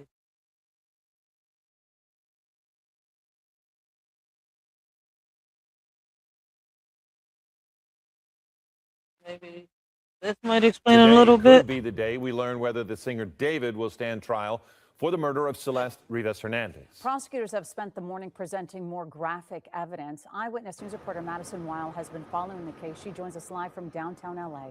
Madison. Philip and Colleen, this graphic and gruesome testimony continued today. Again, the purpose of this preliminary hearing to determine if there is enough evidence for this to go to trial. And we could get that answer as soon as today. Our cameras still not allowed inside, but PD detective was back on the stand testifying. Nearly 10,000 text messages were exchanged between singer David and 14-year-old Celeste Rivas Hernandez, some painting a very tumultuous and sexual relationship between the two. In one exchange, David allegedly calling an Uber for Celeste to his home. Detectives say that was the last time she was ever heard from. This is in addition to prior texts between the two discussing an abortion when the girl was just 13. Celeste's parents, again, not present today. They had to walk out last week, understandably. Prosecutors continuing to build their case that David killed Celeste to protect his career, which would have been ruined if she went public. The defense arguing police did not collect all the evidence they'll need to prove that he did it. The defense really going after LAPD. And we've seen this time and time again where the best defense is a good offense. They're arguing that this was a sloppy investigation, there was a rush to judgment, they didn't test everything that they should have. Throughout the last 5 days, I will say David has not shown any emotion. He appears detached, unfazed. Even when these disturbing photos are shown to the court, he's pleaded not guilty to the charges that he sexually abused, killed, and then dismembered Celeste. Court had one brief recess this morning. We'll continue to update you on what additional evidence are brought forward by prosecutors. But for now, we're live from court. Madison Weil, we'll send it back to you. All right, Madison, thank you so much. All right, so I did drop the link. Ain't nobody come up on this, John. All right, we did what? 3 hours, 10 minutes faithfully. All right, so I'm gonna take a little break and then we're gonna get on to part 4. I got some things to do. I gotta get my day started. It's already 9. Keeping the schedule. We're gonna get back to doing lives at 4 in the morning, maybe 3 in the morning. Those are my best times, all right, for us to, start doing the live, getting off the live around 9 o'clock in the morning, probably 10 a.m. So make sure you sub up if you ain't subbed up, all right? If you enjoyed the content so far, smash that like button. I did drop the link for anybody that, has chatted with me and stuff like that to come up, have a conversation about this, talk about it, review and react to the video if y'all wanted to with a shorty, but ain't nobody come up. So we're going to end this, John. All right. I hope all of y'all have a blessed and humble day. Continue to have a blessed and humble afternoon. But I'm going to see y'all next time, all right? I didn't share the screen. Damn.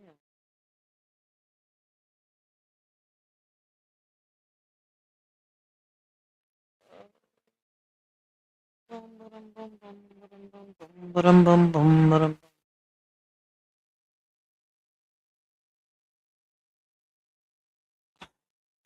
gonna leave y'all with this music. Hopefully y'all enjoy the music. Until next time, we out, okay?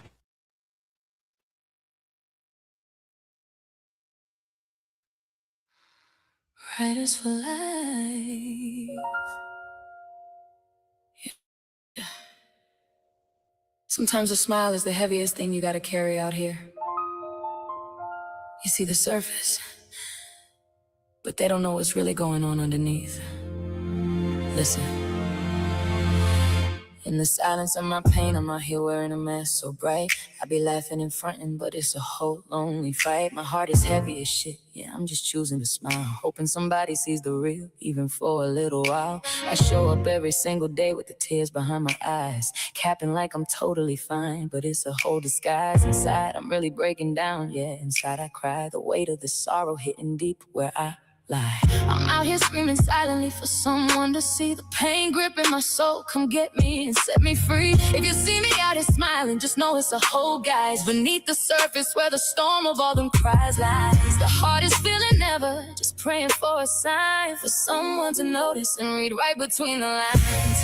Yearning for a touch, a real word just to begin, to wash away the heavy ache that's bubbling within. I be laughing to cover up what won't ever subside. Deep down in my spirit, there's nowhere left to hide. The hardest feeling in the world is wearing this mask. Finding somebody who gives a fuck is such a heavy task. Still I carry on praying someone feels the weight before the silent screaming turns into my ultimate fate. Draw me crazy how I gotta draw this fake grin, out here fronting for the city while I'm drowning within. Nobody sees the tears, they just see the broad daylight, but behind closed doors, swear to God, it's a whole fight. Tired of shit inside, fighting demons in the dark space, hoping somebody stops and reads the pain on my heart space. It's heavy on my soul, yeah, this burden is for real. Just yearning for a soul who can feel what I feel.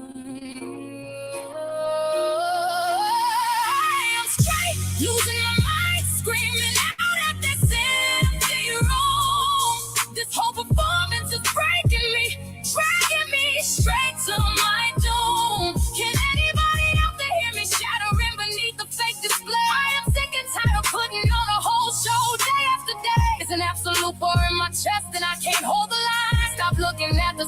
and just see that I ain't fine.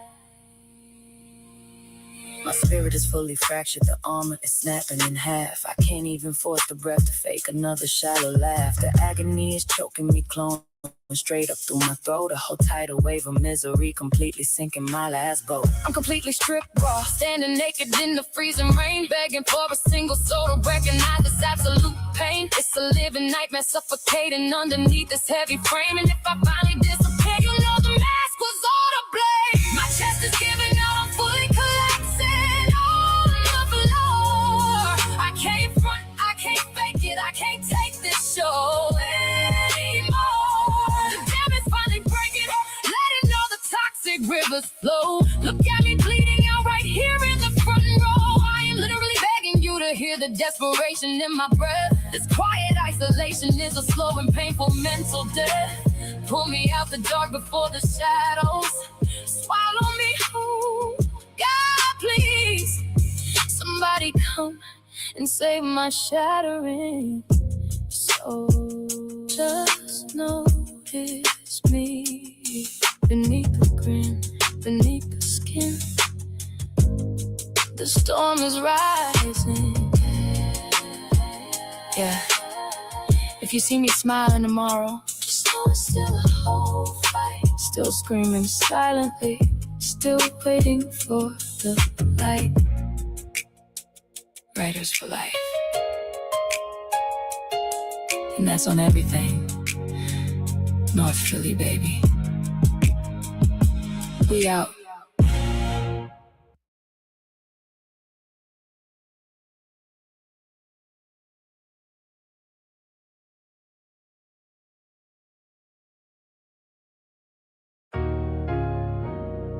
Riders for life.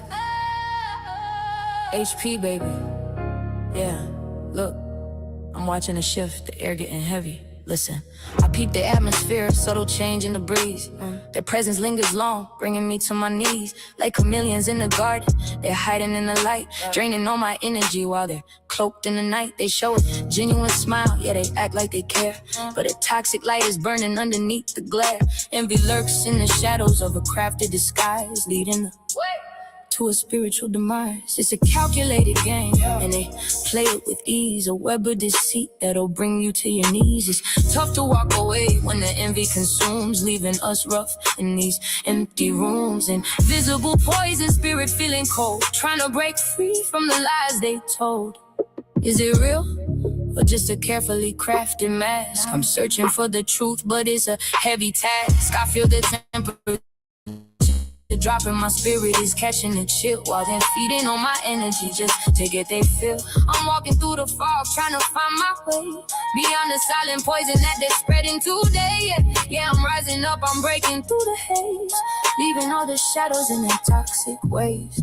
Yeah, harder to spot them when they blend in the crowd, acting like supporters, talking real loud, but the game is draining, it's emotionally deep, leaving us numb while the snakes start to creep. It's hard to break the old, hard to find a way out when the poison is silent and it's filled with doubt. But I'm seeing the source, I'm pinpointing the pain. I'm done with the cycle, I'm done with the drain now. Now step back, look, I'm cutting the cord and I'm shutting them down. You thought you could strip away all of my power and damage the crown. I gave you a seat at the table, I shared all the food on my plate, but you were just out here drawing, choking on venom and nursing your hate. I see every angle, I know how you move when you step on the block. The jealousy talking, the whispers, I got it locked down like a lock. You wanted to shine, but you couldn't endure what it took to survive. So keep away from my circle, cause only the real ones are gonna thrive. Man, get the hell up my face with the faking. You ninjas are drawn, you try to trap a whole giant and think I just stay in the pond. I'm standing built concrete and nothing but dust in the wind. The final mistake that you made was assuming that I'm gonna bend. You're drowning in bitterness, watching me elevate straight to the top. I'm running the lane that I built in the rain, a whole soul that can stop. So say all your speeches, that old head energy's dead. I'm standing completely unbothered, millions of steps ahead. You thought you were slick with the plot, but look how the tables have turned. Every bridge that you try to sneak under is officially broken and burned. I am the force on these streets, you cannot compete with the drive. While you out here moving like parasites, I am the one who survives. No weapon you drop can never come near me. I'm locked in, I'm holding the crown. devil will drag me back down. So watch the whole skyline reopen. Watch how I power right through. The black know the truth and the power. There ain't no duplicating what I do. Spirit call, yeah. Keep your circle tight. Riders for life. And that's on everything North Philly, baby. HP in the house. We out.